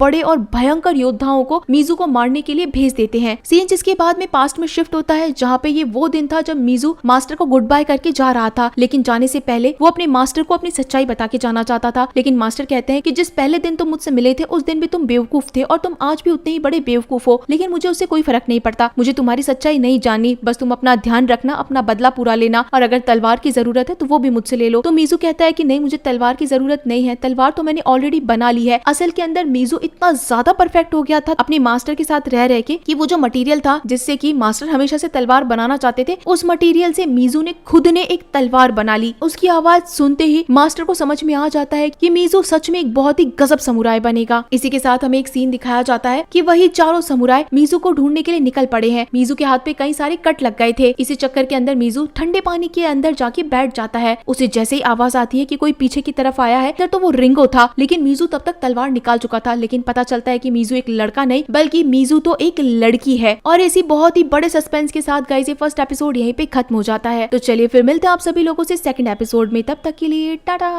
ब्लू आई समुराय के लास्ट एपिसोड में हमने देखा था कि आखिर ये कहानी है किसकी। एक ऐसा समुराय जिसने खुद की आइडेंटिटी बदल रखी है, उसका एक बहुत बड़ा मोटिव है। इसी के साथ में वो बड़ा कैसे हुआ, उसने किससे अपनी सारी की सारी एजुकेशन ली, कहाँ से सारा एक्सपीरियंस गेन किया, साथ ही में वो इतना अच्छा समुराय कैसे बना, इन सारी चीजों के बारे में हमें फर्स्ट एपिसोड के अंदर पता चल गया था। और साथ ही में एक बहुत बड़ी चीज रिवील ये हुई थी कि ब्लू आई समुराय यानी कि मीजू एक लड़का नहीं है बल्कि एक लड़की है और ये बात रिंगो को पता चल गई। इसी कंटिन्यूटी के साथ में एपिसोड नंबर 2 की शुरुआत होती है, जहाँ एपिसोड के स्टार्टिंग में हमें वही 4 योद्धा दिखाए जाते हैं जो कि हेजी शिंडो ने भेजे थे मीजू को मारने के लिए। वो चारों योद्धा ही रिंगो के रेस्टोरेंट के अंदर पहुंच जाते हैं, जहाँ पे उसके फादर पहले गिरे हुए खून को यानी कि उस ट्रेडर के हाथ की कटी हुई उंगलियों को साफ कर ही रहा था कि तभी वो चारों योद्धा आके पूछने लगते हैं कि क्या तुमने किसी समुराय को देखा जिसकी आंखें नीली थी। जिसके बाद में रिंगो के फादर तो कुछ भी नहीं बताते क्योंकि उनकी तो पहले फटी हुई थी, क्योंकि इतने बड़े बड़े समुराय कब यहाँ पे आके कोई दंगा करते ये उन्हें भी नहीं पता था। यहाँ पे असल के अंदर कुछ और लोग भी बैठे थे जो कि खाना खा रहे थे और उन्हें ये नहीं पता था कि ये बहुत बड़े बड़े समुराय हैं जो कि इनके सामने खड़े हैं और बोल देते हैं कि हमें खाना खाते हुए डिस्टर्ब मत करो। इसी वक्त एक योद्धा की सरक जाती है और जिसने जवाब दिया था वो उसे बिल्कुल आधा आधा काट देता है। उसके अंदर के सारे सामान सीधा जाके छत के ऊपर लगते हैं और वहाँ से टपक टपक के नीचे गिरते हैं। जिसके बाद तो बेचारे रिंगो के फादर को इतना ज्यादा डर लगता है कि वो मीजू के बारे में जितना भी उन्हें पता था सब बता देते हैं कि मीजू एक बहुत ही अच्छा समुराय है जो कि यहाँ पे एक ट्रेडर को पकड़ के बैठा था और इसी के साथ में उसे शिंडो डोजो के बारे में पता करना था, इससे ज्यादा मुझे कुछ भी नहीं पता। जिसके बाद में सीन मीजू के ऊपर ही शिफ्ट हो जाता है। वो अपने आगे की जर्नी के लिए निकल जाता है। उसे कुछ एहसास तो होता है कि उसके आसपास कोई तो है लेकिन वो किसी को देख नहीं पाता और जैसे ही गोल घूमता है तो उसके पीछे रिंगो खड़ा होता है, जहाँ पे रिंगो बताता है कि मैंने आपको कहा था ना कि मैं बहुत ज्यादा फास्ट हूँ। मीजू को विश्वास ही नहीं होता कि आखिर इतना भारी भरकम शरीर और इसके आने से उसे पता क्यों नहीं चलता। जहाँ पे रिंगो वापस ही बताता है कि मुझे प्लीज अपने साथ रहने दीजिए, मैं आपका सारा काम करूंगा, मुझे बस आपसे सीखना है और मैं कभी भी किसी को नहीं बताऊंगा कि आप एक लड़की है। ये बात सुनते ही तो मीजू को बहुत ज्यादा गुस्सा आता है। वो अपनी तलवार निकाल लेती है और अब रिंगो की तो जान नहीं ले सकती थी, इसी कारण वो सारा गुस्सा एक पेड़ के ऊपर निकाल देती है। वो पेड़ आधा आधा कट जाता है और फिर रिंगो को धमकी देके जाती है कि अगर आज के बाद तुम मुझे दिख गए तो अगली बार से ये तलवार तुम्हारी गर्दन के ऊपर चल जाएगी। मीजू एक शहर के अंदर एंट्री करता है। जैसे कि वो हर बार एंट्री करता है रिश्वत के पैसे देके, लेकिन यहाँ के गार्ड्स थोड़े से अकड़ू थे। इसी के कारण जिस एक आदमी ने रिश्वत दी थी उसे ये गार्ड्स बहुत बुरी तरीके से मारते हैं। अब जब मीजू का नंबर आता है और उसके पास में अंदर जाने का कोई कार्ड नहीं होता कि तभी वहाँ से भागता हुआ रिंगो आता है और कहता है कि देखो देखो, हम तो यहाँ पे काम करने के लिए आए हैं, मेरे पास एक नहीं बल्कि दो कार्ड है, ये तो मेरा शागिर्द है, मैं इसे अपने साथ लेकर आया हूँ। और बड़ी चालाकी से रिंगो मीजू को अंदर ले जाता है। तब जाके मीजू को लगता है कि हाँ, ये रिंगो इतना भी बुरा नहीं है, लेकिन फिर भी मीजू उसे समझाता है कि तुम्हें मुझसे वो नहीं मिल पाएगा जो तुम चाहते हो। मैं जहाँ पे पहुँचना चाहता हूँ वहाँ पे सिर्फ और सिर्फ दर्द, बदला, लड़ाई, खून खराबा यही सब मिलेगा, तुम कुछ नहीं सीख पाओगे, अभी भी तुम्हारे पास मौका है, तुम चले जाओ। जहाँ पे रिंगो कहता है कि मैं तो पहले ही अपाहिज हूँ, अगर मैं तुमसे कुछ भी चीजें सीख जाऊंगा तो मेरी लाइफ सेट हो जाएगी और मुझे वापस से अब लौट के नहीं जाना, मुझे बस अपने साथ रहने दीजिए। जिसके बाद में सीन यहाँ टाइगन के ऊपर शिफ्ट हो जाता है। वो अभी भी खुद के सर के ऊपर ही हाथ रखा हुआ था क्योंकि उसकी बहुत बड़ी इंसल्ट हुई थी, उसके बाल कट गए थे। जहाँ पे आकिमी भी आके उससे मिलती है और कहती है कि तुम अभी तक यही बातें सोच रहे हो, इन बातों को छोड़ दो, अब तुम्हें कुछ और सोचना चाहिए। जहाँ पे टाइगन का कहना था मैं इन बातों को कभी नहीं भूल सकता हूँ, उसने मेरे साथ में बहुत बुरा किया है, मैं उससे हार गया हूँ, मेरी सारी इज्जत चली गई है। जहाँ पे आकिमी उसे समझाती है कि तुम्हारी इज्जत नहीं गई है, बल्कि उसने तो तुम पे वार किया है, वो भी पीठ पीछे वार। उसने कौन सा तुम्हें चुनौती दी थी, अगर तुम्हें वो चुनौती देता तो तुम जरूर उससे बहुत अच्छी तरीके से लड़ते और जरूर उसे हरा भी देते। इसी वक्त इनके बीच में एक सीन भी चल रहा था जिसके बाद में टाइगन को समझ में आ गया था कि आकिमी बिल्कुल सही कह रही है, मीजू ने उसे हराया नहीं है बल्कि उसके पीठ पीछे वार किया है। इसका मतलब है कि वो वापस से मीजू को ढूंढेगा और उसे वॉर के लिए चुनौती देगा। इसी के कारण वो यहाँ से निकल जाता है। आकिमी उसे रोकती है कि प्लीज मेरे लिए रुक जाओ, कल हमारी शादी होने वाली है, लेकिन टाइगन नहीं रुकता है और कहता है कि अब मैं मेरा बदला और मेरी इज्जत वापस ही लेकर लौटूंगा, क्योंकि उसे पता था कि अब जब उसके सर के बाल हट गए हैं, यानी कि वो एक समुराई से हार गया है, तो पक्का आकिमी के फादर यानी कि किंग कभी भी अपनी बेटी की शादी उसे नहीं करवाएंगे। जिसके बाद हम वापस से रिंगो और मीजू को देखते हैं। ये दोनों बहुत ही सकड़े रास्ते से होके गुजर रहे थे, जहाँ पे एकदम से रिंगो का पैर भी फिसलता है, लेकिन वो फिर से ऊपर चढ़ जाता है। मीजू उसे समझाती भी है कि तुम यहाँ से जा सकते हो, लौट सकते हो। जहाँ पे रिंगो का कहना था कि मैं एक चीज तो तुमसे जरूर सीख के जाऊंगा, अगर मैं एटलीस्ट एक चीज में भी परफेक्ट हो जाऊं तो भी मेरे लिए उतना काफी होगा। ये दोनों ही शहर के अंदर जब आते हैं तो इन्हें पूरा शहर बिल्कुल सन्नाटे वाला दिखता है, जहाँ पे एक आदमी भी नहीं दिखाई देता इन्हें, तो इन्हें कुछ गड़बड़ लगती है। इसी के कारण ये अपने हथियार निकाल लेते हैं। जब एक गली से होके जाते हैं तब इन्हें पता चलता है कि सारा शहर सब यहाँ पे इकट्ठा होकर जश्न वगैरह मना रहे हैं। इनका कोई फेस्टिवल का दिन होगा जिस दिन ये अपने आप को पवित्र करते हैं। मीजू जाके एक नाव वाले को पूछती है कि मुझे दूसरी तरफ जाना है, उसके कितने पैसे लोगे और जल्द से जल्द पहुंचना है। तो ये नाव वाले मना कर देते हैं कि तुम चाहे कितने भी पैसे दो, लेकिन आज के दिन हम उस तरफ नहीं जा सकते, आज हमारे फेस्टिवल का दिन है, आज हम बस पीते हैं और खुद को शुद्ध करते हैं, कल सुबह तुम यहाँ पे वापस आ जाना, मैं तुम्हें ले चलूंगा। तो मीजू को लगता है कि अगर ये नहीं लेके जाता तो किसी और को देख लेते हैं, लेकिन पता चलता है कि सारे के सारे नाव वाले ही इस फेस्टिवल को मनाने के चक्कर में भंड होके बैठे हैं, तो कोई भी मीजू को नाव से लेकर दूसरी तरफ नहीं लेके जाएगा। इसी के कारण मीजू यहाँ पे रुकने के बारे में सोचती है। यहाँ पे मीजू को इस शहर के अंदर होने वाले फेस्टिवल के बारे में भी पता चलता है कि यहाँ पे आज एक फेस्टिवल होने वाला है। जिसके बाद मीजू अपने ही पैसों से एक घंटी खरीदती है और उसके बाद में रिंगो के पैर पे बांध देती है, क्योंकि रिंगो इतना ज्यादा फुर्तीला था कि रिंगो के आने के बारे में उसे कभी पता ही नहीं चलता था। मीजू कहती है कि अगर आज के बाद तुमने इसे अपने पैर से उतारा तो तुम्हारी ट्रेनिंग खत्म समझो। रिंगो कहता है कि नहीं नहीं बिल्कुल नहीं, मैं इसे कभी नहीं उतारूंगा बल्कि हमेशा अपने साथ रखूंगा। जिसके बाद में मीजू रिंगो को कहती है कि तुम यहीं पे एंजॉय करो, हम कल सुबह मिलते हैं। हम टाइगन को देखते हैं जो कि मीजू का पीछा करते करते सेम उसी जगह पे पहुंच जाता है जहाँ पे वो पेड़ कटा हुआ था। पहले तो वहाँ पे पैरों के निशान थे, इसी के साथ में वो पेड़ इतनी सफाई से कटा हुआ था कि टाइगन समझ जाता है कि इतना अच्छा योद्धा तो सिर्फ और सिर्फ वही हो सकता है। इसी के साथ हम उन 4 योद्धाओं को भी देखते हैं, वो भी मीजू का ही पीछा कर रहे थे और उन्हें भी इसी पेड़ के थ्रू पता चलता है कि मीजू सामने वाले गाँव के अंदर गया होगा। जिसके बाद में सीन यहाँ के एक बहुत ही बड़े महल टेम्पल टाइप के अंदर शिफ्ट हो जाता है, जहाँ पे था हेजी शिंडो जो कि कंटिन्यूअसली सामने की तरफ नजर रखा हुआ था। अब यहाँ पे हमें एक अंग्रेज दिखाया जाता है। अब गाइज ये अंग्रेज वो है जो कि 1633 के 10 साल बाद तक में भी जापान के अंदर ही है, यानी कि सारे अंग्रेजों को तो निकाल दिया गया था और ये वाला अंग्रेज हेजी शिंडो के साथ में दोस्ती करके यहीं पे टिक गया। एक शोगन नाम का बहुत ही बड़ा शहर था जो कि उस समय जापान का बहुत ही फेमस जगह था, उस पे इस अंग्रेज को कब्जा करना था और उसी की बैठ के यहाँ पे प्लानिंग चल रही थी। इस अंग्रेज का नाम फाउलर था जो कि हेजी शिंडो को बताता है कि अब जब तुमने योद्धाओं को भेज दिया है उस छोटे से लड़के को मारने के लिए, तो फिर आखिर इतना सोचना क्यों है, तुम तो मेरे बारे में बताओ कि आखिर हम शोगन के लिए कब निकलेंगे। जहाँ पे हेजी शिंडो बताता है कि आप उसके लिए चिंता मत कीजिए, हम जल्द से जल्द तैयारियां कर रहे हैं, जैसे ही हमारा सारा काम पूरा होगा तो हम शोगन की तरफ अटैक करने के लिए निकल जाएंगे। फाउलर यहाँ पे बताता है कि इतने सालों तक यहाँ पे रह के उसने पेंटिंग, बाकी जापानीज की लैंग्वेज, इसी के साथ में ड्राइंग, कप्स के ऊपर ड्राइंग, ये सारी चीजें सीख सीख के वो बोर हो गया और उन्हें इन चीजों के अंदर बिल्कुल भी इंटरेस्ट नहीं है, उसे बस खुद के काम से मतलब है। जिसके बाद में सीन यहाँ मीजू के ऊपर ही शिफ्ट होता है जो कि अपने दिमाग के अंदर प्रैक्टिस करती जा रही थी। अपने आसपास के जितने भी पेड़ थे वो उन सबको कट करती जा रही थी, लेकिन एक पेड़ के ऊपर उसका कट नहीं लगता है। जिसके बाद में वो थोड़ा कूल डाउन होने के लिए नहाने चली जाती है। इसी के साथ में हमें उसके पास्ट का एक सीन दिखाया जाता है जब वो बच्ची थी। इस वक्त वो मास्टर के साथ में ही काम किया करती थी और इनसे मिलने के लिए एक आदमी आता है जो कि रोते धोते हुए खुद की एक बहुत ही बेकार सी स्टोरी बताता है कि कैसे उसके फादर को एक बुरे आदमी ने मार दिया और उसके फादर का बदला लेने के लिए उसे एक तलवार चाहिए और उसके पास में देने के लिए कुछ खास पैसे नहीं है। हालांकि मास्टर को अच्छे से पता चल गया था कि वो आदमी झूठ बोल रहा है और ऐसा वो इंसान हो ही नहीं सकता। वो ये बातें कहते हुए मीजू से लकड़ियां भी निकलवाते जा रहे थे, जिसके बाद में वो मीजू को तलवार के बारे में और चीजें बताते हैं। एक तलवार के अंदर उसकी शुद्धि और अशुद्धि सब कुछ होती है। अगर तलवार के अंदर थोड़ी सी भी अशुद्धि रह जाती है तो तलवार पूरी की पूरी खराब हो जाती है। और जिस तरीके से मीजू ने इस तलवार को ठोक ठोक के बनाया था तो मास्टर कहते हैं कि इसके अंदर तुम्हारी भी आग है। जब ये तलवार बन रही थी उसी वक्त ये आदमी यहाँ पे खुद भी प्रैक्टिस कर रहा था, तो मीजू भी उसे देख के लकड़ी की डंडी से प्रैक्टिस करने लगता है। अभी तक भी किसी को रिवील नहीं था कि वो एक लड़की है। तो ये आदमी मीजू को चैलेंज करता है, यानी कि छोटे से बच्चे को चैलेंज करता है कि आओ जरा मुझसे लड़ो, और कंटिन्यूअसली मीजू को गिराता जाता है। उसे ऐसा लगता है कि ये तो छोटा सा बच्चा है, आखिर क्या ही कर लेगा। उस वक्त पहली बार मीजू को इस बात का एहसास होता है कि वो एक लड़की है और उसे कहीं ना कहीं इस बात को छुपाना पड़ेगा, नहीं तो अगर किसी और को पता चल गया तो कोई भी उसका फायदा भी उठा लेगा और कभी भी उसे कोई सीरियस नहीं लेगा। जो मीजू एक लड़की थी उसने खुद को लड़के में बदलना शुरू किया, खुद के सीने पे एक पट्टी बांधनी शुरू करी। मास्टर यहाँ पे तलवार बनाना शुरू करते हैं और उससे पूछते हैं कि तुम्हें क्या लगता है अशुद्धि कहाँ कहाँ हो सकती है। मैं तुमसे पूछता हूँ कि क्या तुम्हारा मन एकदम साफ है, तुम्हारी आत्मा एकदम साफ है, तुम्हारा दिमाग एकदम सही सोच रहा है। जहाँ पे मीजू कहता है कि हाँ अब मैं चीजों को समझने लगा हूँ और बिल्कुल सही सोच रहा हूँ। जिस जगह आग लग रही थी उस जगह पंप से हवा कर रहे थे, वही चीज अब मीजू को दे दी जाती है और आगे का काम मीजू करता है। तलवार ऑलमोस्ट बनके तैयार हो गई थी, लेकिन इसके अंदर कुछ तो ऐसी गड़बड़ थी कि जैसे तलवार को पानी के अंदर डाला जाता है तो वो तलवार टूट जाती है। अब उस तलवार के डिलीवरी का दिन आ गया था। उस आदमी को जब ये तलवार दी जाती है तो ये टूटी हुई तलवार देके वो आदमी भड़क जाता है और कहता है कि आखिर आप लोगों ने ऐसा क्यों किया। जहाँ पे मास्टर कहते हैं कि इस तलवार के अंदर कुछ अशुद्धि आ गई थी, इसी के कारण ये तलवार टूट गई। तो इसी वक्त मीजू सामने आ जाता है और कहता है कि नहीं सर, ऐसा सिर्फ और सिर्फ मेरे कारण हुआ है, ये मेरी गलती से हुआ है। तो ये आदमी उठा के मीजू को मारने ही वाला था, तभी मास्टर उसका हाथ पकड़ लेते हैं और कहते हैं कि मुझे तो पहले से पता था कि तुम एक झूठे आदमी हो, और रही बात कि तुमने कहा था कि तुम एक अच्छे आदमी हो, वो तो तुम बिल्कुल भी नहीं हो। तुम्हारे हाथ देखो, एक हैवान जैसे हाथ है तुम्हारे, तुमने न जाने कितने लोगों को मारा होगा। तब तो ये आदमी खुद को रिवील कर देता है कि तुमने बिल्कुल सही कहा मास्टर, मैं एक बहुत ही बड़ा शैतान हूँ, मैंने न जाने कितने लोगों को मारा है, उनका खून बहाया है और ये तलवार भी मुझे इसीलिए चाहिए। और अब जब आपने मुझे टूटी हुई तलवार दी है तो मैं यहाँ का सबसे जाने माना आदमी बन जाऊंगा जिसके पास में मास्टर की टूटी हुई तलवार है। और वो आदमी वहाँ से चला जाता है। इसी के साथ में हमें मीजू का प्रेजेंट सीन दिखाया जाता है जहाँ पे अब वो पानी से निकल के बाहर आ गई थी और खुद की प्रैक्टिस करती है। वो सिर्फ खुद के एक हाथ पे अपना पूरा वजन डाल के उल्टी लटकी हुई थी। हालांकि जो समुराय होते हैं यानी कि इतने अच्छे योद्धा होते हैं वो असलियत में भी ऐसी चीजें कर सकते हैं, तभी जाके इस सीन को विजुअलाइज किया गया है। अब मीजू खुद का पूरा ध्यान लगाती है और जो पेड़ उसे नहीं कटा था उसे अच्छी तरीके से काट देती है, वो भी एक ही झटके के अंदर। अब यहाँ पे टाइगन भी पहुंच जाता है और वो भी यहाँ पे प्रैक्टिस करता है, लेकिन उससे भी वो पेड़ नहीं कटता। सीन जिसके बाद में आकिमी के ऊपर शिफ्ट होता है। आकिमी को ऑर्डर मिले थे कि उसके फादर ने उसे बुलाया है। वो तैयार होके एकदम रेडी होके अपने फादर के वहाँ पे पहुंचती है तो उसे पता चलता है कि यहाँ पे उसे देखने के लिए किसी दूसरे राज्य से कोई लोग आए हैं जो कि बताते हैं कि एक राजा है जिसकी छोटी पत्नी उसे बिल्कुल भी प्यार नहीं करती। इस चक्कर के अंदर राजा बहुत ज्यादा अकेला है और साथ ही में उसने अपनी बीवी को भी मार दिया है। ये बातें सुन के आकिमी डर गई, लेकिन साथ ही में आकिमी के फादर यानी कि किंग को बताया जाता है कि जिस राजा का रिश्ता आकिमी के लिए आया है वो बहुत ही महान है, आगे जाके उनका राज्य फैलता ही जाएगा और आकिमी उनके लिए बहुत ही सही चॉइस होगी। उसकी और भी कई सारी बीवियां हैं और उन्हें काले दांत बहुत पसंद है। बेचारी आकिमी ये सारी चीजों को देख के डर गई थी और एकदम ना थी कि उसे तो इस घर में बिल्कुल शादी नहीं करनी, लेकिन फिर भी आकिमी के फादर यानी कि किंग इस रिश्ते के लिए हाँ कर देते हैं और उस घर से आए हुए जितने भी सगाई के सामान थे वो सब कुछ आकिमी को दिखाए जाते हैं। सामान सुंदर थे, बहुत प्यारे थे और आखिर के अंदर उसके लिए सबसे स्पेशल तोहफा ये था कि आकिमी को अपने जो व्हाइट कलर के सफेद दांत है मोतियों जैसे, उन्हें उन सबको काले दांतों में बदलना है। हाँ गाइस, जापान के अंदर ये ट्रेडिशन है कि जो रॉयल फैमिली से बिलोंग करती है लड़कियां, उनके दांत व्हाइट नहीं बल्कि ब्लैक होने चाहिए। आकिमी जिसके बाद में खुद के फादर को आके बहुत चिल्लाती है और कहती है आखिर आप मेरे साथ ऐसा कैसे कर सकते हैं, आपने मुझे बेच दिया उस फैमिली को। जहाँ पे उसका फादर कहता है कि मैंने तुम्हें बेचा नहीं है, लड़कियों के पास में सिर्फ दो ही चॉइस होती है, अगर कोई बड़े घराने का दलाल आ गया तो वो तुम्हें ऐसे भी खरीद के ले जाएगा, मैंने तो बल्कि तुम्हें किसी की बीवी बनाया है, तब तुम क्या कहोगी मुझे। जहाँ पे आकिमी बहुत समझाती है कि आप प्लीज मुझे टाइगन के साथ में रहने दीजिए, मैं उससे बहुत प्यार करती हूँ। तो आकिमी के फादर कहते हैं कि मुझे आप तुम्हारी चिकनी चुपड़ी बातों में नहीं आना, इस घर में मैंने बिल्कुल सही रिश्ता करा है तुम्हारा। वो सेकी को भी कहती है कि आप प्लीज पापा को समझाइए। जहाँ पे सेकी भी कहते हैं कि आकिमी इस बार तुम्हारे पिताजी ने जो भी किया है बिल्कुल ठीक किया है। लेकिन अब आकिमी इतनी ज्यादा भड़क जाती है कि वो यहाँ से भागने के बारे में सोचती है। वो खुद की एक डोली बनवाती है, जैसे कि इंडिया के अंदर भी होता है वैसे यहाँ पे भी होता है, और खुद के सामानों को रखवाना शुरू करती है। उसे लगता है कि वो चोरी छुपे यहाँ से निकल जाएगी, लेकिन सेकी को ये बात पता चल जाती है। वो कहता है कि मैंने तुम्हें बचपन से अपने साथ रखा है, मैंने बचपन से पाला है तुम्हें, क्या मैं नहीं जानता हूँ कि आखिर तुम नेक्स्ट स्टेप क्या लोगी, और टाइगन को ढूंढना बहुत ज्यादा मुश्किल का काम हो जाएगा। 4 दिन के अंदर तुम्हारी शादी है, तुम वापस कैसे लौटोगे? तो आकिमी कहती है मैं 4 दिन के अंदर ताइगन को ढूंढ लूंगी और उसे ही वापस लेकर आऊंगी और उसी से शादी करूंगी। सेकी को लगता है कि शायद आकिमी को अकेला नहीं जाना चाहिए, इसी के कारण वो अब आकिमी के साथ ही जाते हैं। जिसके बाद में सीन रिंगो के ऊपर शिफ्ट हो जाता है। वो सिटी के अंदर यहाँ का फेस्टिवल देख रहा था और पूछता भी है कि आखिर यहाँ के पंडित क्या कह रहे हैं, जहाँ पे वो बताती है कि यहाँ पे हर साल एक फेस्टिवल होता है, एक लकड़ी को पानी के अंदर फेंका जाता है, जो भी उस लकड़ी के टुकड़े को उठा लेता है ऐसा माना जाता है कि उसकी हर ख्वाहिश पूरी हो जाती है और हर कोई उस लकड़ी को पाना चाहता है। अब जब तक तुम हो तो यहाँ की अच्छी अच्छी चीजें ट्राई करो, नूडल खाओ। रिंगो को लगता था कि वो ही सबसे अच्छी नूडल बनाता है, लेकिन वो इसी जगह पे 2 लोगों के नूडल्स ट्राई करता है और पागल हो जाता है कि ओ माय गॉड, इतने टेस्टी नूडल्स मैंने तो आज से पहले खाए तक भी नहीं और यहाँ पे इतने अच्छे नूडल्स मिलते हैं, मुझे तो पता तक भी नहीं था। कैसा हो कि अगर मैं इन्हीं लोगों के पास में रुक जाऊं। वैसे भी मीजू नहीं चाहती कि मैं उनके साथ में रहूं, एटलीस्ट मुझे एक चीज तो आएगी करने के लिए। इसी के साथ में सीन यहाँ मीजू के ऊपर शिफ्ट हो जाता है, जिसके सामने अब वो चारों योद्धा पहुंच जाते हैं और उसे मारने की धमकी देते हैं, जहाँ पे मीजू कहती है कि मैं तुम्हें जानती तक भी नहीं हूँ, आखिर तुम लोग कौन हो और मुझे मारने के लिए क्यों आए हो। जहाँ पे ये चारों लोग बताते हैं कि तू ही था ना जो शिंडो डोजो को ढूंढने के लिए गया था और वहाँ से हेजो शिंडो तक पहुंचना चाहता है, अब तेरा काम यहीं पे खत्म हो जाएगा। जहाँ पे मीजू कहती है ऐसा नहीं हो सकता कि तुम्हारा काम उससे पहले खत्म हो जाए। जहाँ पे ये योद्धा कहते हैं कि तुम्हारा नाम भी किसी को नहीं पता चलेगा कि आखिर तुम कौन थे। यहाँ एक तरफ गाँव के अंदर वो फेस्टिवल स्टार्ट हो जाता है और सबसे स्ट्रेंज बात ये थी कि उस फेस्टिवल के अंदर सारे लोग बिना कपड़ों के ठंडे ठंडे पानी के अंदर जंप लगाते हैं। सारे लोगों ने अपने कपड़े उतार दिए और रिंगो को कुछ समझ नहीं आता कि आखिर क्या हो रहा है, लेकिन रिंगो भी वैसा ही करता है। सारे लोग एक साथ के अंदर पानी के अंदर कूद जाते हैं और यहाँ का जो पुजारी था वो लकड़ी को पानी के अंदर फेंक देता है। सबसे अच्छी बात ये होती है कि जैसा कि रिंगो के मन के अंदर था कि उसे ही ये फेस्टिवल जीतना है और उसके मन की ख्वाहिश ये थी कि बस उसे किसी भी चीज के अंदर स्किल्स मिल जाए, वो किसी भी एक चीज के अंदर बहुत अच्छा हो जाए और रिंगो को ही वो लकड़ी मिलती है। यहाँ दूसरी तरफ अब सीन मीजू के ऊपर शिफ्ट होता है, जहाँ चारों योद्धा उसे घेर करके खड़े हो जाते हैं और अटैक करना शुरू करते हैं, लेकिन मीजू नीचे की पहाड़ी पे कूद जाती है, जहाँ पे चारों योद्धा अलग अलग हो जाते हैं। अब मीजू कंटिन्यूअसली इन पे अटैक करना शुरू करती है और इतना बुरी तरीके से अटैक करती है कि योद्धाओं को आधा आधा काट देती है, जबकि ये वन ऑफ बेस्ट योद्धा थे हेजे शिंडो के। एक वक्त ऐसा आता है कि जब मीजू ऑलमोस्ट गिरने वाली थी, लेकिन फिर भी अब उसको एक हाथ के ऊपर उल्टा लटकना आता था, इसी के कारण वो एक हाथ के ऊपर एकदम स्टैंड हो जाती है और उसके बाद में योद्धाओं को मारती रहती है। अब आखिर के अंदर बस एक योद्धा बचता है और ये वही आदमी था जिसने की बचपन के अंदर मीजू के मास्टर से वो तलवार बनवाई थी जो कि आधी टूट गई थी। ये आदमी भी मीजू की आंखें देख के पहचान जाता है कि ये वही लड़का है जो कि मास्टर के साथ में रहता था और इसे पता था अच्छी तरीके से कि इस लड़के के अंदर बिल्कुल भी दम नहीं है। मीजू और इस आदमी के बीच में कंटिन्यूअसली फाइट होना शुरू हो जाती है, दोनों एक दूसरे को गजब की टक्कर देते हैं। इस वक्त बस मीजू की एक वक्त आंख चूकती है, जहाँ पे उसे पता चलता है कि कोई उसे देख रहा है। ये आदमी और कोई नहीं बल्कि टाइगन था और टाइगन के चक्कर में इस योद्धा से मीजू को एक अच्छा खासा कट लग जाता है। अब ये योद्धा अपने फाइनल वार पे था, जहाँ पे वो मीजू को मारने ही वाला था, लेकिन तभी लहरें उठती है, मीजू खुद की तलवार उठाती है और सीधा उस योद्धा के आर पार कर देती है और वो योद्धा वहीं पे मर जाता है। जहाँ पे मरने से पहले उसके आखिरी वर्ड्स यही थे कि मुझे तुमसे तो बिल्कुल नहीं मरना था, तुम बदजात हो, लेकिन फिर भी आखिर वो योद्धा मर ही गया। जिसके बाद में अब टाइगन निकल के बाहर आता है कि चलो अब मेरी बारी। मीजू पूछता है कि आखिर अब तुम यहाँ पे क्यों आए हो? टाइगन कहता है मुझे मेरी इज्जत वापस चाहिए। तो मीजू कहता है लो आओ, आके ले लो, लड़ो मुझसे। टाइगन आता है मीजू के ऊपर अटैक करने के लिए, लेकिन मीजू के अंदर इतनी हिम्मत ही नहीं होती है कि वो टाइगन से लड़ पाए और वो वहीं पे बेहोश होके गिर जाती है। अब टाइगन को तो नहीं पता था कि वो इतनी ज्यादा जख्मी हो रखी है और वो सोच भी रहा था कि वो आराम से मीजू को मार भी सकता है, लेकिन फिर भी वो कहीं ना कहीं रुक जाता है। और इसी के साथ में गाइस ये एपिसोड यहीं पे खत्म हो जाता है। तो चलिए फिर मिलते हैं आप सभी लोगों से अगले एपिसोड में, तब तक के लिए टाटा। ब्लू आई समुराई के लास्ट एपिसोड में हमने देखा था कि हेजी शिंडो ने 4 बहुत ही महान योद्धाओं को भेजा था मीजू को मारने के लिए, लेकिन मीजू ने उन चारों को ही मार गिराया, लेकिन खुद इतनी ज्यादा घायल हो गई कि जैसे टाइगन उसे मारने के लिए आता है तो वो उसी के सामने बेहोश हो जाती है। और इसी कंटिन्यूटी के साथ में एपिसोड नंबर 3 की शुरुआत होती है। एपिसोड के स्टार्टिंग में एक बहुत ही छोटी सी बच्ची दिखाई जाती है, जिसे एक आदमी कहता है कि आखिर ये बच्चा इतना अजीब क्यों है, न रो रहा है न हंस रहा है, बहुत ही अजीब है और बहुत ही ज्यादा सुंदर है। जैसे ये बच्चा आंखें खोलता है तो इसकी आंखें ब्लू कलर की दिखाई देती है। पता चलता है कि असल में ये एक प्रोस्टिट्यूट का घर है और ये बच्ची और कोई नहीं बल्कि मीजू ही थी। मीजू की माँ एक प्रोस्टिट्यूट थी और जो आदमी इसके पास आया था वो आदमी इसे मारना चाहता था, लेकिन न जाने कैसे कोई दूसरा आदमी आके उस बुरे आदमी को मार देता है और मीजू की माँ को कहता है कि इसे ले जाओ यहाँ से बहुत ज्यादा दूर, जहाँ पे कोई इसे ना देख पाए। यानी कि बचपन के अंदर ही मीजू के सामने एक कत्ल हुआ था और उसके ऊपर खून भी गिरा था। सीन जिसके बाद में प्रेजेंट के अंदर शिफ्ट होता है, जहाँ पे टाइगन यही सोच रहा था कि आखिर वो मीजू को इस हालत के अंदर मारे या ना मारे। अगर उसने इसे इस हालत में मार दिया तो उसकी इज्जत वापस कैसे आएगी? आखिर उसने मीजू के साथ में फाइट तो की ही नहीं है। और इतनी ही देर में यहाँ पे रिंगो पहुंच जाता है, जो कि देखता है कि मीजू नीचे गिरी हुई है। वो उसे उठाता है और टाइगन के ऊपर चिल्लाता है कि तुम्हारी हिम्मत कैसे हुई इसे हाथ लगाने की, दूर रहो मेरे मास्टर से। और वो मीजू को उठा के अपने साथ लेके जाने लगता है। इतनी ही देर में न जाने ताइगन भी बोल पड़ता है कि पास ही में एक टेंपल है, हमें वहाँ पे चलना चाहिए। रास्ते के अंदर जाते हुए मीजू को अपनी बहुत पुरानी यादें आती है कि कैसे उसकी माँ उसे बहुत जोर से चांटा लगा देती थी अगर वो दरवाजे के पास भी जाया करती थी। तो दरवाजे के बाहर सारे बच्चे गेम खेला करते थे, लेकिन उसकी माँ कहती थी कि अगर हम बाहर जाएंगे तो सारे लोग हमें जला के मार डालेंगे, हम बाहर नहीं जा सकते हैं। दूसरी तरफ सीन यहाँ हेजी शिंडो और फाउलर के ऊपर शिफ्ट हो जाता है, जिनके पास में न्यूज पहुंच चुकी थी कि इनके भेजे हुए चारों योद्धाओं को मीजू ने जान से मार दिया है और अब कोई भी नहीं बचा है। इस बात को सुन के फाउलर को इतना ज्यादा गुस्सा आता है कि वो पूरी की पूरी टेबल को ही गिरा देता है और जो आदमी ये इन्फॉर्मेशन लेकर आया था उसे भी जान से मार डालता है। और उसके बाद में हेजी शिंडो के पास जाता है कि देखो, मुझे अपनी दोस्ती ऐसे ही बरकरार रखनी है। मैं पिछले 10 साल से यहाँ पे इंतजार कर रहा हूँ कि कब मुझे मौका मिले और कब मैं शोगुन के ऊपर जाके अपना कब्जा जमाऊं। इन सब छोटे मोटे मामलों के अंदर तुम अपना ध्यान रखो और प्लीज इस मामले को जितना जल्दी हो सके उतना जल्दी निपटाओ। जहाँ पे हेजी शिंडो कहता है कि अगर मैं ऐसा ना करूँ तो क्या होगा, जहाँ पे फाउलर एक फूल को काट देता है और उसके बाद में हेजी शिंडो के कोट के ऊपर लगा देता है और कहता है कि मुझे मजबूर मत करो हमारी दोस्ती खत्म करने के पीछे, मैं चाहूँ तो आज ही हमारी दोस्ती खत्म भी कर सकता हूँ। इसका मतलब था कि गाइस हेजी शिंडो भी कहीं ना कहीं डरता था कि फाउलर उसे दोस्ती ना तोड़ ले। इसके पीछे भी बहुत बड़े बड़े रीजंस होंगे जो कि हमें आगे जाके बताए जाएंगे। इसी कारण हेजी शिंडो एक बहुत ही बड़े से यानी कि खली जैसे आदमी को अपॉइंट करता है कि जाके तैयारियां करो उन सब के आने की। यानी कि ऑब्वियस बात है कि अब मीजू यहाँ पे जरूर आएगा लड़ने के लिए। जिसके बाद में हम देखते हैं कि रिंगो खाना बनाने के साथ में एक अच्छा केयर टेकर भी था। उसने मीजू के घावों के ऊपर स्टिचेस लगा दिए थे और साथ ही में एक ऐसा सूप बनाया जो कि मीजू को जल्द से जल्द रिकवर कर सके। इसी के कारण वो ताइगन को कहता है कि देखा ना, मैं हूँ ना बहुत काम का। ताइगन जिसके बाद में बाहर जाके एक लेटर लिखने लगता है। इस वक्त तक मीजू को भी होश आ गया था और वो भी बाहर चली जाती है। मीजू पूछती है कि आखिर तुमने मुझे मारा क्यों नहीं, जहाँ पे ताइगन कहता है कि तुम्हें मारना इतना आसान था कि तुम्हें एक झटके में मार सकता था, लेकिन फिर आखिर वो मजा कहाँ था, फिर आखिर मैं अपनी इज्जत वापस कैसे लेता। अब जब तुम उठ ही गए हो तो देखो मुझे मेरा काम पूरा करने दो। उसने असल के अंदर मीजू के नाम से एक लेटर बनाया था। उसे जितने भी दिन चाहिए उन दिनों के बाद में वो मीजू के रिकवर होने के बाद में उसे फ्रंट टू फ्रंट लड़ाई करेगा और इस बार वो खुद चुनौती देगा कि मीजू आके उसे फाइट करे। इस बार ताइगन जरूर जीत जाएगा, ऐसा उसने सब लेटर के अंदर लिखा था और वो बस मीजू से डेट पूछना चाहता था। तो मीजू कहता है कि आओ अभी के अभी लड़ लो, जहाँ पे ताइगन कहता है कि तुम में खड़े होने की भी हिम्मत नहीं है, तुम अभी मुझसे फाइट क्या करोगे, मैंने तुम्हें दिन दिए हैं, तुम अपने दिन आराम से लो, उसके बाद में हम फाइट करेंगे। मीजू 2 दिन मांगता है तो ताइगन कहता है 2 नहीं बल्कि तुम 3 दिन लो, 3 दिन बाद में हम यही लड़ेंगे और मुझे तुम्हें हराना है, मैं खुद तुम्हें मारूंगा। अगली सुबह रिंगो फिर से मीजू के लिए अच्छा खासा सूप बना के लेके आता है। यहाँ पे मीजू खुद देखता है कि ताइगन मीजू को हराने के लिए कैसे सुबह उठ के प्रैक्टिस वगैरह कर रहा है और तभी इन्हें कुछ आवाज सी आने लगती है जैसे इनके आसपास कोई आदमी आने वाला है। दोनों ही चौकन्नी हो जाते हैं और ये वही हेजी शिंडो का भेजा हुआ बड़ा सा दानव आदमी था जो इनके पास में आया था, लेकिन वो आदमी इनके ऊपर अटैक नहीं करता है बल्कि एक कुकू पत्री लाके आगे देता है। गाइस कुकू पत्री का मतलब तो वैसे तो इन्विटेशन कार्ड ही होता है, लेकिन वो अपने इंडियंस की लैंग्वेज है। खैर अब वो लेटर मीजू को पढ़ना था, लेकिन ताइगन उसके हाथ से ले लेता है और कहता है कि हेजी शिंडो उससे मिलना चाहता है चाय पे और कुछ इंपॉर्टेंट बात करना चाहता है। वो यहाँ पे अगर अकेला ही आए तो ही ठीक होगा और ये आदमी जो आया है बस इसके पीछे पीछे ये लोग बढ़ते जाएं। अगर ऐसा मंजूर होगा तो दोनों ही तरफ से बातचीत होकर सारी चीज सॉल्व करी जा सकती है। तुम्हारे इंतजार में हेजी शिंडो। ये चीज पढ़ के तो ताइगन का दिमाग घूम जाता है कि ये सब कुछ एक चाल है, तुम्हें वहाँ पे बुला के मार डाला जाएगा, तुम्हें ये चीज समझ में नहीं आ रही। तो मीजू यहाँ पे कहता है कि अगर मुझे वहाँ पे हेजी शिंडो मिलेगा तो मैं वहाँ पे जरूर जाऊंगा और मुझे वहाँ पे जाने के लिए कोई भी नहीं रोक सकता है। वो जाता है इस बड़े से दानव से पूछता है कि क्या वहाँ पे हेजी शिंडो मिल जाएगा, तो ये आदमी कहता है तो ये आदमी कहता है कि जी हाँ बिल्कुल मिलेगा। जिसके बाद में मीजू वहाँ पे बैठ के निकल जाता है। अब ऑब्वियस बात है ताइगन उसे अकेला छोड़ ही नहीं सकता था क्योंकि ताइगन को उससे फाइट करनी थी। इसी चक्कर के अंदर वो मीजू के साथ में जाता है। मीजू के साथ तो ऑब्वियस बात है रिंगो भी जाएगा। तो अब ये चारों के चारों हेजी शिंडो की बताई हुई जगह के लिए निकल जाते हैं। यहाँ दूसरी तरफ हम आकिमी को देखते हैं जहाँ पे सेकी उन्हें कहता है कि आपने जो फैसला लिया है वो आपके अकॉर्डिंग सही होगा, लेकिन अभी भी हम सिर्फ आधे रास्ते के अंदर पहुंचे हैं। हम चाहे तो आधा रास्ता वापस से तय कर सकते हैं और सही समय पे अपने अपने घर पहुंच जाएंगे। हमारे पास सिर्फ 4 दिन है। जहाँ पे आकिमी का कहना था कि मेरे पास सिर्फ और सिर्फ 4 ही दिन है ताइगन को ढूंढने के लिए। एक दिन उसे वापस मना के लेकर आने के लिए, 2 दिन ट्रैवल के और एक दिन उसे मीजू से बदला भी तो लेना है। आप बस देखिएगा मैं उसे वापस मना के ले आऊंगी। जहाँ पे सेकी खुद अपने मुंह से एडमिट कर देता है कि इस बार जो रिश्ता आया था वो खुद सेकी लेकर आया था। इस बात से आकिमी भड़क जाती है कि आपको पता है कि वो आदमी कितना बुरा है, लेकिन फिर भी आपने जानकर कि वो रिश्ता लेकर आया। अब तो मैं आपकी बात बिल्कुल भी नहीं मानूंगी। ये दोनों बात कर ही रहे थे कि तभी पता चलता है कि इनकी डोली को कोई नीचे गिरा देता है। असल के अंदर यहाँ पे कुछ गुंडों ने इनके ऊपर अटैक कर दिया था, यानी कि लूट वाले गुंडे थे। तो सेकी कहता है कि आपकी असली परीक्षा तो अब शुरू हुई है। मैं जैसे ही बाहर जाऊंगा उसके 10 सेकंड बाद में आप पीछे से निकल के भाग जाना। सेकी बाहर जाता है और कहता है कि मेरे पास में कुछ भी नहीं है देने के लिए, अगर आपको मेरे पास रखे हुए पैसे चाहिए तो आप वो ले सकते हैं। इतनी ही देर में आकिमी यहाँ से निकल के भाग जाती है, लेकिन एक लड़की उसे देख लेती है और उसे जाके पकड़ लेती है और आकिमी के पास जो भी पैसे रखे थे वो चुरा के ले जाती है। अब आकिमी ठहरी एक राजकुमारी, उसने कभी लड़ना भी नहीं सीखा तो वो चप्पल उठा के फेंक फेंकती है। तो वो लड़की वापस आती है और आकिमी को कहती है कि अच्छा हुआ जो तेरी किस्मत बहुत अच्छी है, मैं तो एक लड़की हूँ इसीलिए तेरा कुछ भी नहीं करूंगी, अगर यहाँ कोई लड़का होता तो सोच तेरे साथ क्या क्या हो सकता था। जाने से पहले वो आकिमी की चप्पलें भी ले जाती है। अब सेकी जब आता है तो उसे पता चलता है कि आकिमी की पिटाई भी हुई है और अब तो उसके पास में चप्पल भी नहीं है, फिर भी वो जाना रुकती नहीं है। इसी वक्त यहाँ पे एक बैलगाड़ी वाला आता है और आकिमी उसे लिफ्ट मांगती है। सेकी तो वापस चलने के लिए बोलता है लेकिन आकिमी कहती है कि मुझे मिहोन सेकी जाना है और ये वहाँ तक का पूरा किराया है। जिसके बाद ये दोनों ही बैलगाड़ी के अंदर बैठ जाते हैं। यहाँ पे सीन शिफ्ट होता है मीजू के ऊपर, जहाँ पे ताइगन आके उससे बात करता है। कहीं ना कहीं ताइगन को मीजू बिल्कुल पसंद नहीं था क्योंकि एक तरीके से तो वो उसका दुश्मन ही था, लेकिन फिर भी ये अपनी पुरानी बातें करने लगते हैं। ताइगन बताता है कि बचपन में उसके फादर बहुत ही बुरे आदमी थे, वो एक मछुआरे थे। अगर उन्होंने ज्यादा अच्छी कमाई करी होती थी तो वो दारू पीते थे और अगर कम कमाते थे तो वो मेरी पिटाई करते थे। उनके हाथ में से मछुआरों वाली बदबू आती थी, जब वो मरे तब भी उनमें से मछली की ही बदबू आती थी। और उसके बाद में मेरे पास दो ही ऑप्शन थे, या तो मैं भी एक मछुआरा बन जाऊं या फिर मैं तलवार उठा लूं। और मैंने तलवार उठाना ज्यादा जरूरी समझा और उसके बाद से मैंने प्रैक्टिस करना शुरू कर दी। क्या तुम्हें वो गाँव याद है जिस गाँव के अंदर हम रहा करते थे? मुझे तो वहाँ से निकलना ही है। और उसी वक्त मीजू को भी अपनी कुछ पुरानी मेमोरी याद आने लगती है। वो ताइगन को कहता है कि बिल्कुल हाँ, मैं भी उस गाँव को अच्छी तरीके से ही जानता हूँ। जिसके बाद में अब रात हो जाती है और ये लोग एक जगह पे रुकते हैं। ये बड़ा सा दानव चाहता तो इन लोगों को आराम से मार सकता था, लेकिन फिर भी वो अपनी तलवार को यहीं पे छोड़ के जाता है। जहाँ पे ताइगन का कहना था कि ये सब कुछ एक ट्रैप है, हमें मारने के लिए, हमें फंसाने के लिए। जहाँ पे मीजू कहता है कि अगर इसे मारना होता तो कब का मार देता। ताइगन कहता है कि अब बस सोने का इंतजार करना है कि न जाने कब हम लोग नींद के अंदर मर जाए और ये कब हमारा कचुम्बर बना दे। ये लोग जब आपस में खाना खा रहे थे तो ताइगन वापस से मीजू की इंसल्ट कर देता है कि तुम तो बहुत ज्यादा कमजोर हो, पहले भी कमजोर थे और अब भी कमजोर हो। मीजू इस वक्त काफी ज्यादा इंजर्ड था, फिर भी वो कहता है कि लो आओ, तुम्हारे पास में जो भी हथियार है तुम उसी से लड़ो। इनके हाथ में चॉपस्टिक्स थी और ये चॉपस्टिक्स से ही लड़ना शुरू कर देते हैं और बहुत बुरी तरीके से लड़ते हैं। मीजू को बार बार में बीच बीच में ड्रीम्स आते हैं कि कैसे उसकी माँ एक प्रोस्टिट्यूट थी और एक दिन जब वो छोटी सी बच्ची थी तो गलती से उसने अपना घर खोल दिया और लोगों ने पता कर लिया कि उस प्रोस्टिट्यूट ने एक बच्ची को अपने साथ में रख रखा है। इस चक्कर में लोगों ने उसका घर जला दिया और वो बच्ची बाहर निकल गई, यानी कि मीजू बाहर निकल गई और उसकी माँ जल गई। इसी वक्त इस लड़ाई के अंदर उसने ताइगन को भी हरा दिया था और वो भी सिर्फ और सिर्फ एक चॉपस्टिक से। जिसके बाद में ये आगे का रास्ता तय करते हैं। उस वक्त ताइगन यहाँ पे रिंगो को कहता है कि तुम खाना तो बहुत ही अच्छा बनाते हो, तुम अगर चाहो मीजू को छोड़ने के बाद में तुम मेरे साथ में रह सकते हो, मेरे शागिर्द बन जाना, मैं तुम्हें अपने महल के अंदर कुक तो रख ही सकता हूँ। जहाँ पे रिंगो कहता है कि नहीं, मैं ये सब कुछ छोड़ के ही तो आया हूँ, मुझे कोई कुक वुक नहीं बनना है, बल्कि मुझे तो उनका शागिर्द बन के ही रहना है। ताइगन समझ नहीं पाता कि आखिर मीजू के अंदर ऐसा भी क्या जादू है जो ये आदमी उसी के पीछे पीछे घूमता है। रिंगो मीजू के पास जाता है और उसे भी खाने के लिए एक राइस बॉल देता है। जिसके बाद ये लोग उसी जगह पे पहुंच जाते हैं जहाँ से आगे मीजू को अकेले ही जाना था। लेकिन ताइगन फिर से वही बोलना शुरू कर देता है कि मैं मीजू को हेजी शिंडो के हाथों से नहीं मरने दूंगा, बल्कि मैं उसे खुद मारूंगा। इसी के कारण वो भी मीजू के साथ साथ चला जाता है और रिंगो को ये बड़ा सा आदमी बाहर ही रोक लेता है। जहाँ पे ताइगन को अंदर जाते हुए पता था कि आगे हमारी मौत लिखी है, मुझे पक्का पता है कि बाहर की तरफ कोई ट्रैप होगा और हेजी शिंडो खुद हमसे मिलने के लिए क्यों आएगा, आखिर न जाने कितने लोग बाहर खड़े होंगे। लेकिन फिर भी मीजू का कहना था कि आज नहीं तो कल मुझे उससे लड़ना ही था, मुझे उससे मिलना ही था, तो अगर आगे होके वो हमें मिल जाएगा तो इसमें प्रॉब्लम ही क्या है। लेकिन आगे जाने के बाद चीजें बिल्कुल बदली हुई थी। यहाँ पे सच के अंदर हेजी शिंडो था और वो यहाँ पे चाय पीने के लिए ही बैठा हुआ था। ये दोनों आगे बढ़ते हैं उससे मिलने के लिए। जिसके बाद में सीन आकिमी के ऊपर शिफ्ट हो जाता है। उसे इस बैलगाड़ी वाले ने मिहोन सेकी उतारने की बजाय न जाने कोई दूसरे ही गाँव के अंदर उतार दिया था और वो चिल्लाती ही रह जाती है कि तुमने मुझसे पूरे पैसे लिए और तुमने मुझे गलत जगह पे क्यों उतारा। जिसके बाद में सेकी कहता है कि अभी भी मेरे पास में पैसे पड़े हैं, हम चाहे तो यहाँ से अपने घर की तरफ जा सकते हैं। यहाँ पे आकिमी रोने लगती है कि आपको ये सब पहले से ही पता था कि आखिर मैं हिम्मत हार जाऊंगी और आपने ये सब कुछ पहले से ही प्लान कर रखा था ना। सेकी कहता है कि नहीं, मुझे पता है कि तुम्हारी हिम्मत कहाँ तक काम करेगी और तुम आखिर कितनी हिम्मत वाली हो, तुम कब तक लड़ पाओगी। तुम एक राजकुमारी हो और तुम्हें राजकुमारियों जैसा ही बिहेव करना चाहिए। आगे जाने के बाद में तुम्हारा कोई भविष्य नहीं है। यहाँ आगे जाने के बाद तुम्हें सिर्फ और सिर्फ लुटेरे मिलेंगे, तुम बिल्कुल भी सेफ नहीं हो इस दुनिया के अंदर, तुम्हें वापस घर चलना चाहिए। हालांकि सेकी आकिमी की भलाई के लिए ही कह रहा था, लेकिन इस बार तो आकिमी बहुत ज्यादा भड़क जाती है और कहती है कि मैं ताइगन को लिए बिना तो बिल्कुल नहीं लौटूंगी और अब मुझे पता है कि अब मुझे अकेले कैसे रहना है। वो थोड़ा सा दूर आगे जाने के बाद में एक घर टाइप का बना हुआ था, या फिर हम कह सकते हैं कि रेस्टोरेंट या फिर कैफे, वहाँ पे चली जाती है और अंदर जाने के बाद पता चलता है कि यहाँ पे आकिमी थी तो एक प्रिंसेस, लेकिन दिमाग बहुत था उसमें। वो एक डीलर के पास जाके बैठ जाती है, या फिर हम दलाली कहेंगे, जहाँ पे वो बताती है कि वो एक बहुत बड़ी प्रोस्टिट्यूट है और एक बहुत बड़े महल से लौटी है और उसे उससे भी बड़े महल के अंदर जाना है। जहाँ पे ये दलाल कहता है कि मैंने आज तक बहुत सारी सुंदर लड़कियों को देखा, लेकिन मैंने इतनी सुंदर लड़की को नहीं देखा जिसके अंदर बहुत ही तहजीब है और वो इतनी प्यारी लड़की है, तुम्हें तो कोई भी बहुत ज्यादा दामों के अंदर खरीद लेगा। जब सेकी ये सारी बातें सुनता है तो वो आकिमी को कहता है, राजकुमारी आप ऐसी बातें नहीं कर सकती, चलिए यहाँ से। तो दलाल कहता है कि तू पागल हो गया है क्या, अब इसे तो मैं खरीदूंगा, इसके सबसे अच्छे दाम तो मैं दिलवाऊंगा, इसके इतने कोमल कोमल पैर तो जमीन पे भी नहीं रखने दूंगा। यानी कि आकिमी की जो ट्रिक थी वो काम कर गई। ये दलाल उसे आराम से मिहोन सेकी तक पहुंचा देगा, जहाँ पे उसे ताइगन मिलने वाला था। सेकी उसे समझाता है कि तुम बहुत बड़ी मुसीबत में पड़ जाओगी, लेकिन आकिमी बात नहीं मानती और और इस ट्रेडर के साथ में निकल जाती है। यहाँ दूसरी तरफ हम मीजू और ताइगन को देखते हैं जो कि हेजी शिंडो के सामने बैठे थे। हेजी शिंडो यहाँ पे एक बहुत ही बढ़िया चाय बना के देता है और इन दोनों को पिलाता है और साथ ही में बताता है कि जापान आखिर किन किन चीजों के लिए फेमस है। हेजी शिंडो को कभी भी लड़ना नहीं आता था, इसी के कारण उसने दूसरी चीजें करना सीखा जैसे कि अकाउंटेंसी या फिर कलाकारी, बाकी सारी चीजें। लेकिन वो किसी भी छुपी हुई चीज को देखना पसंद नहीं करता। यानी कि मीजू ने जो कैप लगा रखी थी वो उसे उतारने के लिए कहता है। मीजू अपनी कैप उतार के साइड में रख देता है। हेजी शिंडो को कहना था कि आखिर वो इनका क्या ही बिगाड़ेगा, उसके पास बस एक सब्जी काटने का चाकू रखा है। जहाँ पे टाइगन और मीजू दोनों ही कहते हैं कि हमारे पास में तलवार रखी है। तो हेजी शिंडो कहता है कि तुमको क्या लगता है कि मैं यहाँ पे प्रिपरेशन से नहीं आया हूँ? यहाँ पे 500 तीरंदाज बैठे हैं, मेरे बस एक इशारे के ऊपर वो 500 के 500 तीरंदाज यहाँ पे तीर डालना शुरू कर देंगे और तुम्हारा कुछ भी नहीं हो पाएगा। जिसके बाद में खुद ही वो जोर जोर से हंसने लग जाता है कि अरे डरो मत, मैंने तो ऐसे ही तुम्हें मिलने के लिए बुलाया है, डर क्यों रहे हो तुम? हेजी शिंडो यहाँ पे बोलना शुरू करता है कि मीजू मुझे पता है अच्छी तरीके से कि तुम बहुत ही अच्छे समुराई हो, ऊपर से तुम मुझसे मिलने के लिए बहुत ज्यादा बेताब हो, तो बताओ आखिर तुम्हारा क्या मन था मिलने के लिए? जहाँ पे मीजू बोलना शुरू करता है कि आपने एक फिरंगी को पनाह दी है। जहाँ पे हेजी शिंडो मना कर देता है कि तुम्हें भी पता है कि जापान के अंदर फिरंगियों का आना मना है, तो आखिर मैं उसे कैसे रखूंगा? लेकिन खुद ही एक सेकंड बाद बोल देता है कि हाँ उसका नाम फाउलर है, वो मेरे साथ ही रहता है, अब बताओ क्या करना है? मीजू कहता है कि जब जापान बंद हुआ था तब यहाँ पे 3 फिरंगी रह गए थे। हेजी शिंडो उसे सही करता है और कहता है कि 4 फिरंगी रहे थे। तब मीजू कहता है कि 4 नहीं, अब वो 3 ही बचे हैं। अब आखिर ये एक फिरंगी और कौन था इसके बारे में गाइस आगे पता चलेगा। खैर अभी यहाँ पे जिसकी बात हो रही थी वो फाउलर की बात हो रही थी और मीजू चाहता था कि वो उसे मार दे और हेजी यहाँ पे उसकी मदद करे। जहाँ पे हेजी शिंडो कहता है कि तुम्हें भी अच्छी तरीके से पता है कि वो मेरा बहुत ही अच्छा दोस्त है, हम साथ में व्यापार करते हैं और काफी सारा काम करते हैं, तो मैं आखिर तुम्हें मेरे दोस्त को क्यों मारने दूंगा? जहाँ पे मीजू को कहना था कि मुझे अच्छी तरीके से पता है कि तुम क्या काम करते हो, तुम बहुत ही बड़े दलाल हो, साथ ही में 2 नंबर का काम करते हो, सारी बंदूकें बनाते हो, बम धमाके बनाते हो, तो आखिर तुम कौन सा सही काम करते हो? मुझे तुम्हारे व्यापार से कोई मतलब नहीं है, मुझे बस फाउलर से मिलना है और मैं उसे मार के ही दम लूंगा। जहाँ पे हेजी शिंडो आगे खुद ही बताने लगता है कि कैसे फाउलर एक ऐसे महल के अंदर रहता है जो कि बिल्कुल पानी के बीच में है और वो मीजू से पूछता है कि तुम्हारा क्या प्लान है, कि तुम सीधे दरवाजे के अंदर घुस जाओगे और उसे मार दोगे? तुम्हारी बहुत बड़ी बेवकूफी है। वो इतने बड़े महल के अंदर रहता है जहाँ पे दरवाजा है ही नहीं, 8वें फ्लोर पे रहता है और वहां तक पहुंचने के अंदर 100 समुराई हैं जो कि तुम्हें 1 ही मिनट के अंदर मार देंगे और अगर तुम वहां तक पहुंच भी गए तो बाहर कैसे निकलोगे? इतनी सारी प्रॉब्लम के बाद में आखिर तुम क्या चाहते हो, तुम वहां पे कैसे पहुंचोगे? इसी के साथ में हेजी शिंडो खुद मीजू को एक और ऑफर देता है कि तुम्हें क्या लगता है कि यहाँ पे सिर्फ ऐसे तुम ही अकेले हो जो कि फाउलर को मारना चाहता है, बल्कि मेरे पास तुम्हारे लिए एक और ऑफर है। वो असल के अंदर मीजू को खुद के काम के लिए लगाना चाहता था, वो चाहता था कि फाउलर को मारे और वो मीजू की खुद मदद करेगा, लेकिन इस चक्कर में उसे फाउलर को तो मारना ही पड़ेगा और उसमें हेजी शिंडो का नाम बिल्कुल नहीं आना चाहिए। तो मीजू कहता है कि आखिर ये कैसे पॉसिबल है? जहाँ पे हेजी शिंडो कहता है कि बस ये एक छोटा सा हमारे बीच में डील होगा, इसके बदले तुम्हें बस तुम्हारा अंगूठा देना पड़ेगा, इसके बदले तुम्हें खूब सारे पैसे दिए जाएंगे, पूरा का पूरा एक राज्य दे दिया जाएगा, तुम अमीर रहोगे और जैसा बोलोगे वैसा ही होगा। जहाँ पे टाइगन को पता था कि एक बहुत ही बड़ी चाल है, इसी के कारण वो मीजू को बार बार मना करता है कि इसकी बातों में मत आओ, लेकिन मीजू कहता है कि आखिर तुम हेजी शिंडो को क्यों मरवाना चाहते हो, वो तो तुम्हारा दोस्त ही है ना। जहाँ पे हेजी शिंडो कहता है कि ये हमारा एक पर्सनल मैटर है, उसमें तुम ना ही पढ़ो तो अच्छा है, मैं तुम्हारा अंदर जाने तक पूरी मदद करूंगा। एक शराब के कैन के अंदर तुम्हें डाला जाएगा और सीधा अंदर तक लेके जाया जाएगा, उसके बाद में तुम्हें उसे मार देना है और वहाँ से बाहर निकलने का मेरे से कोई मतलब नहीं है क्योंकि वहाँ पे मेरी डील खत्म हो जाती है। एक वक्त के लिए ऐसा लगा था कि जैसे मीजू इस डील के लिए तैयार हो गया है क्योंकि हेजी शिंडो फाउलर तक पहुँचने की मीजू की पूरी मदद करने वाला था। टाइगन उसे कंटिन्यूअसली समझाता है कि देखो तुम खुद मरने के काम कर रहे हो, यहाँ पे आगे जाके क्या करोगे, तुम्हें इतना सारा पैसा मिल जाएगा लेकिन सब कुछ तुम्हारे लिए नहीं है, तुमने कहा था कि तुम उसे बदला लेना चाहते हो उस फिरंगी से, तो आखिर तुम क्या कर रहे हो, एक बार समझ तो लो। लेकिन तभी पता चलता है कि हेजी शिंडो ने यहाँ पे बहुत बड़ा गेम खेला। वो यहाँ पे बताता है कि देखो मेरे पास एक रेड कलर का रिबन है, अगर मीजू ने ये बात नहीं मानी, यानी कि वो जान करके इस दारू वाले ड्रम के अंदर नहीं बैठा, तो वो यहाँ पे जितने भी तीरंदाज बैठे हैं उनकी तरफ इशारा कर देगा और यहाँ पे एक साथ में 500 तीर इन दोनों के ऊपर गिरेंगे और दोनों यहीं के यहीं मर जाएंगे। यानी कि हेजी शिंडो तो पहले से प्लान बना के आया था कि चित भी उसकी और पट भी उसकी, लेकिन तभी मीजू मना कर देता है कि वो ऐसा कोई भी काम नहीं करेगा क्योंकि मीजू पहचान गया था कि हेजी शिंडो के ड्रेस के ऊपर एक फ्लावर लगा हुआ है। फाउलर उसका बहुत पुराना दोस्त है, इन दोनों का काम एक दूसरे से ही चलता है। जिसने भी उस फूल को काटा है वो भी एक बहुत बड़ा योद्धा है, इसका मतलब है कि फाउलर को भी बहुत अच्छी तरीके से तलवार वगैरह चलानी आती है और हेजी शिंडो ने उसे पागल बनाया है। इस चक्कर के अंदर मीजू ने हेजी शिंडो का हाथ ही काट डाला, जिसके बाद तो हेजी शिंडो एक भी मिनट नहीं रुकता है और वो रेड कलर का रिबन नीचे गिरा देता है, जिसके बाद तो यहाँ पे धड़ाधड़ तीर गिरने शुरू हो जाते हैं। मीजू और टाइगन दोनों खुद को बचाते हुए एक शील्ड से बस बैठे ही थे। हेजी शिंडो तो यहाँ से मौका देख के भाग गया था। यहाँ दूसरी तरफ हम देखते हैं कि रिंगो भी फंस गया था। वो बड़े से दानव को पता चल गया था कि अंदर कुछ ना कुछ मामला गड़बड़ हुआ है क्योंकि तीर गिर रहे थे, तो वो रिंगो को मारने वाला था। यहाँ पे मीजू और टाइगन उसी सकड़े से रास्ते के अंदर बचते बचते आगे निकल रहे थे। इन्हें पता चल गया था कि 10 सेकंड का वक्त लगता है जब ये सारे तीरंदाज अपनी कमान के अंदर तीर डालते हैं, तो ये 10-10 सेकंड का वेट कर करके लेके भागते जा रहे थे। इसी वक्त वो बड़ा सा दानव रिंगो को मारने वाला था, लेकिन उसे उल्टी आ जाती है और रिंगो खुद ही उसे धक्का दे देता है और वो पहाड़ से नीचे गिर जाता है। रिंगो को पता चल गया था कि मीजू और टाइगन एक बहुत बड़ी मुसीबत के अंदर है। मीजू और टाइगन जिस वक्त भाग रहे थे तो उनके ऊपर तीर गिरते जा रहे थे, लेकिन टाइगन की स्पीड इतनी अच्छी थी कि वो अपनी तलवार से कई सारे तीरों को तो काटता जा रहा था, लेकिन फिर भी वो तीर बहुत ज्यादा थे। इन दोनों को लगता है कि ये दोनों फंस गए हैं। ऊपर से टाइगन के पैर में भी एक तीर आके लग जाता है, लेकिन उसी वक्त यहाँ पे रिंगो आ जाता है अपने घोड़े पे बैठ के और इन दोनों को ही वहाँ से बाहर निकाल देता है। मीजू सच में बहुत ज्यादा खुश हो जाती है कि फाइनली रिंगो ने उसकी बहुत ज्यादा मदद करी और अब ये तीनों ही बाहर आ जाते हैं। बाहर आते ही टाइगन कहता है कि मैंने तो पहले ही कहा था कि हेजी शिंडो ने एक बहुत बड़ा ट्रैप बनाया है और अच्छा हुआ कि मैं तुम्हें बचा के वहाँ से बाहर ले आया। अब हम कल के दिन पे लड़ सकते हैं। मुझे बहुत दुख हो रहा है कि कल तुम फाउलर को पकड़ने के लिए नहीं जा पाओगे। लेकिन मीजू कहाँ टाइगन के पीछे अपना वक्त बर्बाद करने वाली थी। वो सीधा टाइगन के सर पे एक जोरदार वार करती है और उसे वहीं पे बेहोश कर देती है और वहाँ से रिंगो के साथ में निकल जाती है। यहाँ दूसरी तरफ हेजी शिंडो अपने कटे हुए हाथ को लेकर वापस से उसी महल के अंदर पहुंचता है, जहाँ पे फाउलर उसे देखता है और पता कर पाता है कि सच में ये मीजू कोई आम लड़का नहीं है, बल्कि बहुत ही गजब का समुराई है। हेजी शिंडो बताता है कि मैंने उस लड़के की आंख में देखा है, वो एक दानव से कम नहीं है। उसकी आंखों में बहुत सारा खून है और वो बदला लेके ही रहेगा। यहाँ दूसरी तरफ जब टाइगन को होश आता है तो वो लेटर को देखता है जो कि मीजू लिख के गया था कि मुझे माफ करना दोस्त, हम दोनों वापस से लड़ेंगे, बस एक बार मैं खुद का बदला लेके वापस आ जाऊं, क्योंकि मेरे पास में सेलिब्रेशन का टाइम नहीं है और मैं पक्का तुम्हें कहता हूँ कि मैं तुम्हें मौका दूंगा मुझसे लड़ने का और खुद आगे होके तुम्हारे पास आऊंगा। टाइगन कहता है कि एक बार फिर से मीजू मुझे धोखा देके भाग गया। यहाँ मीजू और रिंगो दोनों को ही जाते हुए देखते हैं, लेकिन तभी पता चलता है कि एक आदमी आता है जो कि टाइगन को पकड़ लेता है। यह आदमी और कोई नहीं बल्कि खुद हेजी शिंडो ही था, जो कि असल के अंदर मीजू की पूरी इन्फॉर्मेशन निकालने के लिए ही टाइगन को अपने साथ डब्बे में डाल के फाउलर के सामने ले आता है, ताकि फाउलर और हेजी शिंडो दोनों को ही मीजू की सारी डिटेल्स पता चल सके। और इसी के साथ गाइस ये थर्ड एपिसोड यहीं पे खत्म हो जाता है। तो चलिए फिर मिलते हैं आप सभी लोगों से अगले एपिसोड में, तब तक के लिए टाटा। ब्लू आई समुराई के लास्ट एपिसोड में हमने देखा था कि मीजू और टाइगन हेजी शिंडो के एक बहुत बड़े वार से बच गए थे, लेकिन मीजू ने टाइगन की जान बचाना ज्यादा जरूरी समझा और वो रिंगो के साथ में चला गया था। लेकिन टाइगन को हेजी शिंडो अपने साथ अपने महल में ले गया था और इसी कंटिन्यूटी के साथ में एपिसोड नंबर 4 की शुरुआत होती है, जहाँ पे हमें बताया जाता है कि मीजू को अब तक भी नहीं पता था कि आखिर वो फाउलर तक कैसे पहुंचेगा या फिर हेजी शिंडो कहाँ पे रहता है। जिसके बाद में ये लोग मिहोन सेकी के मार्केट के अंदर को मारा है, जिसके बाद तो हमाटा के एक साथ में 500 से 1000 सैनिक बाहर आके खड़े हो गए थे, जो कि अब काजी साहिबा के इस पूरे की पूरी जगह को बर्बाद करना चाहेंगे और साथ ही में इस ब्लू आई समुराई को तो मार ही देंगे। इसी के साथ गाइस ये एपिसोड यहीं पे खत्म हो जाता है। तो चलिए फिर मिलते हैं आप सभी लोगों से अगले एपिसोड में, तब तक के लिए टाटा। ब्लू आई समुराई के लास्ट एपिसोड में हमने देखा था कि हेजी शिंडो और फाउलर का पता लगाने के लिए मीजू को काजी साहिबा का एक काम करना पड़ा, जिसके चक्कर में उसने एक लड़की को तो मार दिया, लेकिन एक बहुत बड़ी मुसीबत अपने मोल ले ली। हमाटा की एक बहुत बड़ी आर्मी उसे मारने के लिए पहुंच गई थी। इसी कंटिन्यूटी के साथ में एपिसोड नंबर 5 की शुरुआत होती है। एपिसोड के स्टार्टिंग में गाइस हमें एक शो दिखाया जाता है, जैसे कि हमारे इंडिया में कठपुतलियों का खेल दिखाया जाता है, सेम वैसे ही जापानीज के अंदर भी अगर कठपुतलियों का कोई गेम होता है तो इस तरीके के शो में दिखाया जाता है। लोग इसे देखना बहुत पसंद करते हैं और खासकर रॉयल फैमिलीज में तो ये होता ही है, जहाँ पे स्टार्टिंग के अंदर ही एक समुराई के बारे में बताया जाता है कि कैसे उस समुराई के मास्टर को मार दिया गया था। उस मास्टर को मारने वाले के बारे में सिर्फ एक ही चीज पता थी, जो कि फिनिक्स से रिलेटेड थी। तब से ये समुराई अपने मास्टर का बदला लेने के लिए उस फिनिक्स से रिलेटेड हर एक चीज को ढूंढता रहा। जिसके बाद में सीन यहाँ मीजू के पास पे शिफ्ट हो जाता है। वो अपनी मॉम के साथ में ही थी और सीन एक बार वापस से प्रेजेंट के अंदर शिफ्ट हो जाता है, जहाँ पे हम देखते हैं कि हमाटा के साथ में उसकी काफी सारी सेना थी, जो कि बोलते हैं कि पहले तो इन सबको मार दो और उसके बाद में इस जगह को जला दो। सारे लोग मीजू को घेर के खड़े हो गए थे। देखते ही देखते मीजू फाइट करना शुरू करती है। काजी साहिबा मीजू को लेकर बहुत ज्यादा भड़की हुई थी कि उसके चक्कर में आज सारे के सारे लोग मारे जाएंगे, क्योंकि मीजू ने शायद कोई तो गलती करी ही होगी। अब सारी लड़कियों को नीचे ले आया गया था बेसमेंट के अंदर छुपाने के लिए। मीजू दरवाजे बंद कर देता है और घर के अंदर अलग अलग जगहों पे जाके छुपने लगता है। कठपुतली वाले समुराई को बताया जाता है कि उसके पेरेंट्स ने भी उसे रोकने की बहुत कोशिश करी कि वो ऐसे गलत रास्ते पे ना जाए। साथ ही में मीजू के पास्ट पे भी सीन शिफ्ट होता है, जहाँ पे वो बचपन के अंदर अपनी माँ के साथ बहुत खुश थी। कोई भी इंसान इस छोटे से बच्चे को पहचान न ले कि ये एक लड़की है, क्योंकि पहले तो इसकी आईज ब्लू थी। सब जने ऐसे ही पहचान जाते थे कि वो एक फिरंगी का बच्चा है, और अगर ये भी पता चले कि वो एक लड़की है तो उसके साथ कुछ भी बुरा हो सकता था। इसी के कारण उसकी माँ ने उसके बाल काट दिए थे और उसे गंजा कर दिया था। फिर एक दिन ऐसा आता है कि जब उनका घर जल जाता है और मीजू इस पूरी दुनिया में बिल्कुल अकेली रह जाती है। लेकिन उसके बाद से उसने खुद की नई लाइफ स्टार्ट करी। उसने सोचा था कि जिसने भी उसकी जिंदगी बर्बाद करी है वो उन सबको मार के ही दम लेगी। सीन वापस से प्रेजेंट के अंदर शिफ्ट हो जाता है। गाइस ये पूरा एपिसोड पास्ट और प्रेजेंट के अंदर चलता रहता है, जहाँ पे प्रेजेंट प्रेजेंट के अंदर हमाटा के जितने भी लोग थे वो सारे इस जगह के अंदर आ चुके थे, लेकिन जहाँ पे मीजू छुप छुप के कई सारे समुराई को मारता जा रहा था। साथ ही में सीन बेसमेंट के ऊपर शिफ्ट होता है। रिंगो को इन सब के ऊपर नजर रखने के लिए कहा गया था ताकि वो दरवाजे के बाहर खड़ा रह सके, लेकिन अंदर आकिमी खड़ी थी और वो भी बाहर आ जाती है। वो कहती है कि अगर मुझे मरना ही होगा तो मैं किसी से लड़के मरूंगी, ना ही खुद का शिकार होने दूंगी। इसी के कारण वो रिंगो की मदद करने आ जाती है। रिंगो कहता है कि मैंने पहली बार इतनी बहादुर राजकुमारी देखी है। यहाँ वापस से हम ऊपर देखते हैं जहाँ पे मीजू लोगों को अंधेरे के अंदर ही कंटिन्यूसली मारता जा रहा था। सीन जिसके बाद में पास्ट के अंदर शिफ्ट होता है। मीजू एक बार एक शॉप के अंदर गया था जहाँ पे 2-3 लोग खड़े थे और मीजू ये पूछता है कि आखिर ये शराब तुम्हें बना के कौन देता है, मुझे बस उसके बारे में पता करना है, उस फिरंगी के बारे में जिससे कि तुम बिजनेस कर रहे हो। यहाँ के लोग कहते हैं कि तू ज्यादा स्मार्ट है क्या, तुझे क्या यहाँ पे सब कुछ पता है, बच्चा है तू और निकल जा यहाँ से। मीजू ने खुद को बिल्कुल लड़के की जैसे बना लिया था, इसी के कारण कोई उसे पहचान ही नहीं पाता था। मीजू के ऊपर एक बाल्टी फेंकी जाती है। मीजू उसे अपनी तलवार से काट देता है और कहता है कि मुझे बस शांति से बात करनी है, मुझे बस पता बता दो और मैं यहाँ से चला जाऊंगा। लेकिन उस वक्त मीजू के पास में इतनी ज्यादा ट्रेनिंग नहीं थी कि वो लोगों को मार डाले। ये लोग आगे बढ़ते हैं और मीजू के पेट में एक पूरी तरीके से चाकू घुसा देते हैं और मीजू काफी ज्यादा इंजर्ड होता है और वहाँ से भाग जाता है। सीन जिसके बाद में प्रेजेंट के अंदर शिफ्ट होता है। यहाँ पे भी सेम चीज वही होती है। जो इतने सारे हमाटा के लोग थे जिन्होंने हाथ के अंदर नकल्स पहन रखे थे, उनका एक काफी तीखा वार मीजू को लग जाता है और उसे काफी सारे स्क्रैचेस आते हैं। सीन वापस से पास्ट के अंदर शिफ्ट होता है। जब मीजू पहले ही कमजोर थी तो वो हर किसी से मदद मांगती है कि कोई प्लीज मेरी मदद कर दो, प्लीज मुझे अपने साथ ले जाओ, मुझे डॉक्टर की जरूरत है, लेकिन कोई भी उसकी मदद नहीं करता है। कठपुतलियों वाले गेम के समुराय में दिखाया जाता है कि उस समुराय के लाइफ में फिर एक लड़की आई। यहीं पे सेम मीजू की लाइफ दिखाई जाती है जहाँ पे उस पूरे ब्रिज पे काफी सारी प्रोस्टिट्यूट्स खड़ी थी। उन्हीं में से एक लेडी मीजू की मदद करती है। मीजू बस यही कहती रहती है कि प्लीज मेरी मदद करो, मुझे डॉक्टर के पास ले जाओ, और उसका खून भरा हाथ उस लेडी के हाथ पे लग जाता है। जब मीजू को होश आता है तो वो पहचान जाती है कि ये तो उसकी माँ है और वो सबसे पहले यही पूछती है कि माँ आप जिंदा कैसे हैं, मुझे तो लगा था कि आप मर गई होंगी। जहाँ पे मीजू की माँ कहती है कि हाँ उस दिन घर पूरा जल गया था, अगर किसी को भी पता चलता कि तुम या मैं जिंदा है तो भी हमें ढूंढ के मार दिया जाता, इसी के कारण मैं वहाँ से चली गई और उसके बाद से मैं मेरा काम करती रही। तुम्हें देखो तुम कितनी ज्यादा बदल गई हो, बिल्कुल पानी की जैसे हो गई हो, किसी के भी हाथ नहीं आती, काफी ज्यादा स्ट्रॉन्ग बन गई हो, लेकिन ये तुम्हारी असली लाइफ नहीं है, बल्कि तुम्हारी असली लाइफ कुछ और होनी चाहिए। कठपुतली वाले समुराय के बारे में बताया जाता है कि जब से वो लड़की उसकी लाइफ के अंदर आई तब से उस समुराय ने अपना बदला लेने के बारे में सब कुछ सोचना छोड़ दिया, जबकि उसको पता था कि वो लड़की फिनिक्स के वहीं से बिलोंग करती है, लेकिन फिर भी वो उस लड़की से बहुत ज्यादा प्यार करने लगा। सेम टाइम पे मीजू के पास्ट में भी यही बताया जाता है कि उसकी माँ उसे कहती है कि अब तुम्हें नई लाइफ स्टार्ट करनी चाहिए, तुम्हें शादी कर लेनी चाहिए। जब मीजू कहती है कि मैं किसी की भी वाइफ नहीं बनना चाहती, मुझे मेरे हिसाब से जीना है, मुझे लोगों से बदला लेना है, लेकिन मीजू की माँ कहती है कि मैं तुम्हारे लिए सब कुछ करने के लिए तैयार हूँ, लेकिन तुम्हें भी किसी न किसी के साथ तो रहना ही पड़ेगा। एक लड़का मैंने देखा है तुम्हारे लिए, उम्र में ज्यादा है, लेकिन वो तुम्हारा बहुत अच्छे से ख्याल रखेगा। जब मीजू उसके बाद में भी मना कर देती है कि वो शादी नहीं करेगी तो उसकी माँ उसे एक तरीके से टॉर्चर करने लगती है कि उसे काम पे जाना पड़ेगा। अब उसकी माँ एक प्रोस्टिट्यूट है, ये चीज मीजू नहीं देख पाती और शादी के लिए हाँ कर देती है। रास्ते में जब ये लड़का देखने के लिए जा रहे थे तो उसकी माँ बताती है कि वो एक बहुत ही अच्छा योद्धा है, असल के अंदर वो राजा के यहाँ पे काम किया करता था, लेकिन उसे काम से निकाल दिया गया सिर्फ और सिर्फ इस चक्कर के अंदर कि शायद उसने एक दिन गलत कपड़े राजा को दे दिए थे। अब उस वक्त के राजा काफी ज्यादा नाक वाले हुआ करते थे, एक छोटी सी गलती से भी वो किसी को भी मार सकते थे, लेकिन उसने इस आदमी को मारा नहीं बल्कि काम से निकाल दिया। और अब ये आदमी अकेला रहता है और उसे एक ऐसी लड़की से शादी करनी है जो कि काम में उसका हाथ भी बटा सके। अब मीजू उस आदमी के घर पे पहुंच गई थी जहाँ पे उसकी माँ ने पहले कहा था कि चलो थोड़ा मेकअप वगैरह कर लो, लेकिन यहाँ पे पहुंचने के बाद ही वो लड़का इन्हें दिखाई देता है। इस लड़के का नाम मिकियो था। मिकियो यहाँ पे मीजू को कहता है कि तुम तो सुंदर दिखती हो। मीजू को ये बात बुरी लग जाती है और वो मिकियो को कहती है कि मुझे नहीं पता था कि तुम उम्र से भी ज्यादा बूढ़े लगते हो, जिसके बाद में इन दोनों की शादी हो जाती है। मिकियो को इस वक्त तक अभी मीजू के साथ रहने में कोई इंटरेस्ट नहीं था, इसी के कारण वो हैंड टू हैंड काम पे चला जाता है। यहाँ पे सीन अब प्रेजेंट के अंदर शिफ्ट हो जाता है जहाँ पे मीजू सब लोगों से लड़ ही रहा था, यानी कि हमाटा की आर्मी से। वहाँ नीचे सारी की सारी लड़कियां डरी हुई थी। मीजू छुप छुप के सब पे वार करती जा रही थी। एक वक्त ऐसा आता है जहाँ पे दरवाजे के पीछे उसे कोई छोटा सा बच्चा दिखाई देता है, वो उसे नहीं मारती बल्कि छोड़ के आगे बढ़ जाती है। सीन वापस से पास्ट के अंदर शिफ्ट होता है जहाँ पे मीजू रात के अंदर सो रही थी और वो डर रही थी कि कहीं ये मिकियो उसका फायदा ना उठा ले, इसी के कारण वो अपने पास में तलवार लेके सोती है। लेकिन मिकियो उसके कान में आके बताता है कि वो एक दरिंदा नहीं है, वो इंसान ही है, और जाके उधर अकेला सो जाता है। सीन जिसके बाद में प्रेजेंट में शिफ्ट होता है। रिंगो इस वक्त सारी लड़कियों की पहरेदारी कर रहा था। इसी वक्त 2 से 3 हमाटा की आर्मी वाले नीचे पहुंच जाते हैं, जो कि देखते हैं कि क्या बात है, आज तो यहाँ पे नीचे इन्हें इतनी सारी लड़कियां मिल गई, यानी कि इनके तो मजे ही मजे हैं। रिंगो बेचारा अकेला था, वो कुछ भी नहीं कर पाता, ऊपर से उसके तो हाथ भी नहीं थे। बाहर आकिमी खड़ी थी, लेकिन न जाने कैसे इन दोनों ने मिलकर 3 लोगों को मार डाला एक एक करके, और एक आदमी की तो उंगलियां तक भी काट डाली। ऊपर मीजू की हालत काफी ज्यादा खराब होती जा रही थी, क्योंकि उसका जो घाव था ऐसा तो नहीं है कि उसके पास कोई सुपर पावर है कि एकदम से वो हील हो जाए, इसी के कारण उसे काफी ज्यादा दर्द हो रहा था। उसे गली के अंदर काफी सारे लोग घेर लेते हैं, राइट और लेफ्ट, यानी कि वो इस वक्त कहीं पे भी नहीं जा सकती थी। लेकिन वो काफी अच्छी समुराई थी, इसी के कारण उसी लाइन के अंदर कई सारे लोगों को वो जान से मार डालती है। सीन जिसके बाद वापस से पास्ट के अंदर शिफ्ट होता है। हम देखते हैं कि मीजू अब मिकियो के साथ में खुशी खुशी रहने लगी थी। मिकियो एक घोड़े को बहुत अच्छी ट्रेनिंग दे रहा था, लेकिन मीजू ने कहा कि क्या मैं इसे हाथ लगा सकती हूँ, और वो घोड़ा गुस्से में आ जाता है। इस चक्कर में मिकियो उसके ऊपर चिल्लाता है। अब अपना बदला निकालने के लिए मीजू ने आज खाने के अंदर हद से ज्यादा नमक डाल दिया था, और मिकियो खाना भी नहीं खा पाता और बिना खाना खाए यहाँ से ऐसे ही चला जाता है। जहाँ पे मीजू की माँ उसे डांटती है और कहती है कि बाहर जाओ उससे बात करने के लिए। मीजू बाहर जाती है, थोड़ा छोटा मोटा काम करती है और उसके बाद में मिकियो के पास आती है, जहाँ पे दोनों ये मिलकर घोड़े से रिलेटेड बात करने लगते हैं कि महाराज बस मुझे वापस ले ले, मैं इस घोड़े के ऊपर बहुत काम कर रहा हूँ। इस घोड़े को देने के बाद में हो सकता है कि महाराज मुझे मेरा सामान वापस लौटा दे, मैं तो इससे बहुत प्यार करता हूँ, लेकिन लगता है कि घोड़ा मुझसे प्यार नहीं करता है। जिसके बाद में मीजू खुद भी इस घोड़े को हाथ लगाती है। देखते ही देखते हम इन दोनों के बीच में चीजें थोड़ी ठीक होने लगी थी। अब मीजू काफी टेस्टी खाना बनाने लगी थी और ये दोनों ही हंसी मजाक करते हुए खाना भी खाने लगे थे। साथ ही में मीजू इस घोड़े को चारा वगैरह भी देती थी, साथ ही में दूसरे काम भी किया करती थी। ये घोड़ा मीजू के पास आने पे घबराता नहीं था या फिर इधर उधर भागा नहीं करता था, बल्कि मीजू के पास ही खड़ा रहा करता था। जिसके बाद सीन प्रेजेंट के अंदर शिफ्ट हो जाता है, जहाँ पे हम देखते हैं कि एक आदमी ने आके मीजू का गला दबा दिया और बहुत बुरी तरीके से गला दबाया उसका। आगे में इस वक्त तक ऊपर आ चुकी थी, क्योंकि उसे लगा था कि मीजू अकेला पड़ जाएगा। उसे तो नहीं पता था कि ये लड़की है। वो सोच रही थी कि मीजू को सब लोग मिलके मार देंगे और उसे शायद मदद के लिए ऊपर आना चाहिए। सीन वापस से पास्ट में शिफ्ट हो जाता है, जहाँ पे एक बार मिकियो अपने साथ में मीजू को लेके एक ऐसी जगह पे जाता है जहाँ पे बहुत ही बड़ा पेड़ था और उस पे बहुत ही मीठे मीठे से फ्रूट्स लगा करते थे। वो मीजू को एक चाकू फेंक के दिखाता है, जहाँ से फ्रूट उसके सीधा हाथ में आ जाता है और उसके बाद मीजू को कहता है क्या तुम कोशिश करके देखोगी। लेकिन मीजू को चाकू फेंकना नहीं आता था। जो कठपुतली वाला गेम चल रहा था उसके अंदर बताया जाता है कि समुराई अपनी लाइफ आगे बढ़ाने लगा है। अब उसकी फैमिली के अंदर एक बेटा भी हो चुका है, यानी कि अब वो अपना बदला लेने से बहुत दूर हो चुका है। सेम टाइम पे हमें मीजू दिखाई जाती है, जहाँ पे वो मिकियो के साथ में काम कर ही रही थी। उस वक्त उसकी माँ आती है, जो कि कहती है कि उसे शहर जाना है उसकी दवाइयाँ लेने के लिए, क्योंकि उसकी तबीयत काफी ज्यादा खराब हो रही है। अभी तक भी मिकियो और मीजू एक दूसरे के करीब नहीं आए थे। जिसके बाद में एक दिन आता है जब मीजू और मिकियो दोनों ही इसी पेड़ के आसपास बैठ के फ्रूट्स खा रहे थे और हंसी मजाक कर रहे थे। अब तो जो इनका घोड़ा था वो भी मीजू को बहुत प्यार करने लगा था। वो मीजू के हाथ लगाते ही नीचे बैठ जाया करता था और इवन अब तो मीजू उसके ऊपर सवारी भी करने लगी थी, जहाँ पे मिकियो उसे बताता है कि अब ये घोड़ा वो किसी भी राजा को नहीं देगा, बल्कि वो घोड़ा मीजू के साथ में ज्यादा कंफर्टेबल है। इसी के कारण आज से वो घोड़ा मीजू का हुआ। मीजू इस बात से इतनी ज्यादा इमोशनल हो जाती है और इतना ज्यादा अटैच फील करती है कि वो मिकियो को किस करती है। जिसके बाद में ही ये दोनों काफी ज्यादा क्लोज आ जाते हैं। सीन जिसके बाद में प्रेजेंट टाइम पे शिफ्ट होता है, जहाँ पे हम देखते हैं कि आकेमी कंटिन्यूअसली मीजू को उठाने की कोशिश कर रही थी, क्योंकि मीजू का दम घुट गया था और यहाँ पे कुछ गुंडे ऑलमोस्ट आकेमी और मीजू दोनों को ही मारने के लिए आगे बढ़ रहे थे। और तभी यहाँ पे मीजू को होश आ जाता है और इसी वक्त वो सारे के सारे वॉरियर्स को आगे कंटिन्यूअसली मारना शुरू कर देती है। यानी कि एक बार वापस से वो होश में आ गई थी और आकेमी को कहती है कि जैसे मैं इनके ऊपर वार करूँ उसी टाइम तुम नीचे भाग जाना बाकी लोगों के पास में। मीजू आधे लोगों को अंदर मार चुकी थी और उसके बाद में आधे लोगों के लिए बाहर निकल गई थी, दरवाजे को बंद करने की कोशिश कर रही थी। लेकिन सबसे बड़ी प्रॉब्लम ये थी कि अंदर वाले लोगों ने इतनी जोर से धक्का लगाया कि मीजू उस दरवाजे के नीचे गिर जाती है। सीन जिसके बाद में पास्ट के अंदर शिफ्ट हो जाता है, जहाँ पे मीजू और उसका हस्बैंड बैठ के बातें कर रहे थे। आखिर मीजू के लाइफ के अंदर क्या क्या बुरा हुआ है, जहाँ पे मीजू बताने लगती है कि वो उस आदमी से बस बदला लेना चाहती थी जिसने उसे एक मॉन्स्टर बना दिया, यानी कि एक फिरंगी बना दिया। वो उसे मार के ही अपना बदला पूरा करेगी। जहाँ पे मिकियो कहता है कि मुझे तुम्हें सच में जानना है कि आखिर तुम क्या क्या कर सकती हो। मीजू बताती है कि बस मैंने तो तलवार चलाना सीखा था। जहाँ पे अब मिकियो मीजू को अपने साथ में तलवार चलाने के लिए लेकर आता है और कहता है कि चलो शुरुआत हम हल्के से करेंगे। मिकियो को बिल्कुल भी नहीं पता था कि मीजू को इतनी अच्छी तरीके से तलवारबाजी करनी आती है। पहले तो ये दोनों ही लकड़ी के डंडे से तलवारबाजी कर रहे थे, जिसके बाद मीजू थोड़ी सी कॉन्फिडेंस में आ जाती है और वो मिकियो को कहती है कि तलवार निकालो। जिस दिन तुम्हें राजा ने अपने महल से निकाला तो उस दिन क्या तुम्हारा कॉन्फिडेंस भी लूज हो गया क्या? लड़ो मुझसे अच्छी तरीके से। जिसके बाद तो मीजू और मिकियो के बीच में गजब वाली तलवारबाजी हो गई। लेकिन ये बात बहुत ही क्लियर थी कि मीजू काफी अच्छी तलवारबाज थी और उसने मिकियो के गले पे तलवार रख दी। इस बात को लेके मिकियो का मैन ईगो हर्ट हो गया। वो इतना ज्यादा भड़क गया कि उसने मीजू को किस करने के बावजूद भी बहुत बुरी तरीके से धक्का दे दिया और बहुत दूर जाके गिरा दिया। मीजू को समझ ही नहीं आता कि आखिर मिकियो ने उसके साथ में ऐसा क्यों बिहेव किया। सेम टाइम पे हमें जापानी कठपुतली वाला गेम दिखाया जाता है, जहाँ पे जो समुराई था वो इतना ज्यादा भड़क जाता है और अपनी पुरानी रिवेंज को याद करता है कि उसे अब अपनी ही बीवी के ऊपर गुस्सा आने लगा था। उसकी वाइफ उसे समझाती भी है कि आखिर अब वो बदला लेके क्या करेगा, लेकिन वो समुराई बात नहीं मानता। सीन जिसके बाद में पास्ट में शिफ्ट होता है, जहाँ पे मीजू की माँ उसको डांटने लगती है कि मैंने तुम्हें कितना अच्छा लड़का लाके दिया और तुम उसे संभाल तक भी नहीं पाए, अब संभालो अपने पति को। जहाँ पे मीजू सोचती है कि शायद आज रात वो मेकअप वगैरह करके बैठेगी और थोड़ी बातचीत करेगी अपने पति को मनाने के लिए, तो हो सकता है कि मिकियो अब गुस्सा ना करे। इसी के कारण वो काफी ज्यादा रेडी हो जाती है और बस मिकियो का वेट करती है। कठपुतली वाले गेम में ये दिखाया जाता है कि समुराई अब अपना बदला लेने के लिए इतना ज्यादा पागल हो गया था कि उसने उसने अपनी ही वाइफ और अपने ही बेटे को जान से मार दिया और अब उसे बाकी लोगों से भी रिवेंज लेना था। सीन जिसके बाद में प्रेजेंट के अंदर शिफ्ट होता है, जहाँ पे हम मीजू को देखते हैं कई सारे हमाटा के सैनिकों ने मिलकर उसे घेर लिया था और सारे के सारे दरवाजे के ऊपर चढ़ गए थे जिसके नीचे मीजू थी। जहाँ पास्ट में दिखाया जाता है कि मीजू रेडी होके बैठी थी, मिकियो का वेट कर रही थी, तभी काफी सारे घोड़े पे बैठे हुए लोग यहाँ पे पहुंच जाते हैं। मीजू डर गई थी और वो चाकू निकाल लेती है। ये सारे लोग कहते हैं कि अच्छा यहीं पे है वो जो कि फिरंगी है, आज के आज ही हम इसे राजा को लौटा देंगे और हमें हमारे इनाम का पैसा मिल जाएगा। जहाँ पे मीजू कहती है कि आखिर आप लोगों को गलत फहमी हुई है, आप आखिर यहाँ पे मुझे मारने के लिए क्यों आए हैं और आपको किसने बताया है कि मैं यहाँ पे हूँ। इतनी ही देर में मीजू पीछे देखती है जहाँ पे मिकियो आया था, तो मीजू को बहुत अच्छा लगता है कि चलो मिकियो उसकी मदद करेगा, वो उसी के लिए तो आया है। लेकिन यहाँ पे मिकियो उसे धोखा दे देता है और पलट के यहाँ से चला जाता है। तो फर्स्ट थॉट यही आता है कि जरूर मिकियो ने ही खुद के मैन ईगो को हर्ट होने के कारण यहाँ पे राजा को इन्फॉर्म किया होगा कि एक फिरंगी लड़की यहाँ पे है। जिसके बाद तो अब यहाँ पे दोनों तरफ लड़ाइयाँ शुरू हो जाती है, यानी कि जो जापानीज की कठपुतली वाले गेम की जो लड़की थी वो भी मरने के बाद एक मॉन्स्टर के अंदर बदल जाती है और सब लोगों से बदला लेती है। सेम टाइम पे पास्ट के अंदर मीजू भी बहुत ज्यादा भड़क गई थी कि उसके पति ने आखिर उसके साथ ऐसा क्यों किया और वो सारे के सारे लोगों को मारने लगती है। सेम टाइम पे प्रेजेंट की मीजू को भी दिखाया जाता है कि जो इतने लोग उसके ऊपर दरवाजा गिरा के खड़े थे, अब मीजू वो पूरा दरवाजा खड़ा कर देती है और उसके बाद में एक एक करके यहाँ पे जितने भी समुराय थे सबको जान से मार डालती है। उसने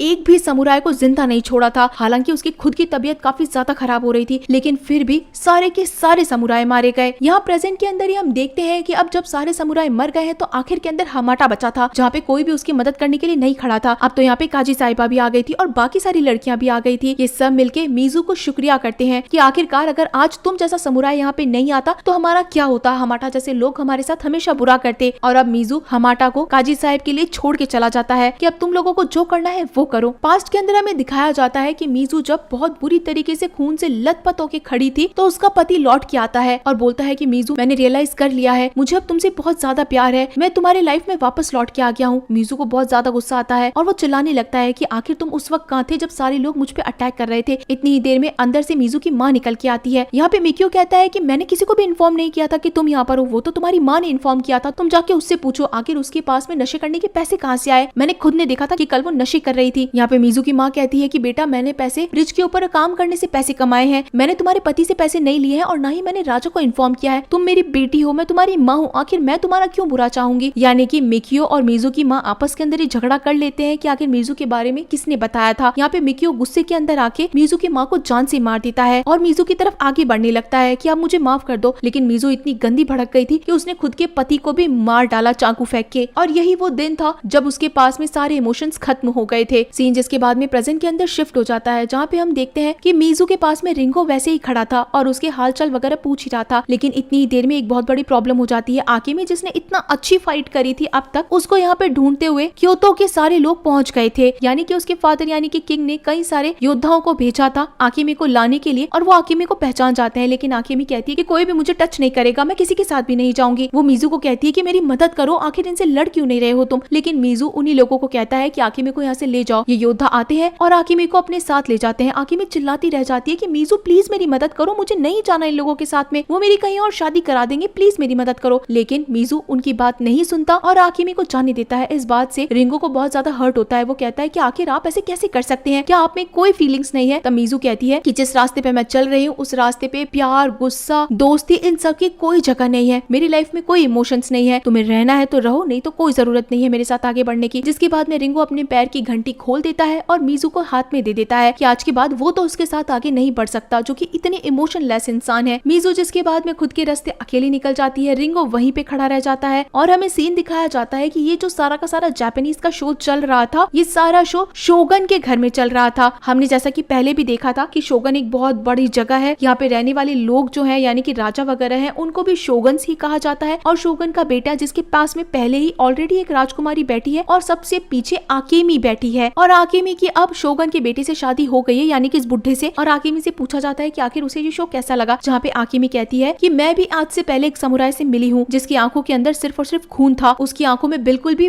प्यार, फीलिंग्स कुछ भी नहीं थी, वो काफी अलग तरीके का समुराय था। साथ ही में हम ये भी देखते हैं कि आकेमी जिसे अपने सफेद दांत इतने पसंद थे, लेकिन शोगन से शादी करने के बाद में बेचारी उसको भी अपने दांत ब्लैक करने पड़ते हैं, उसके पूरे के पूरे दांत ब्लैक कलर के हो रखे थे। और इसी के साथ गाइस ये एपिसोड यहीं पे खत्म हो जाता है। तो चलिए फिर मिलते हैं आप सभी लोगों से अगले एपिसोड में, तब तक के लिए टाटा।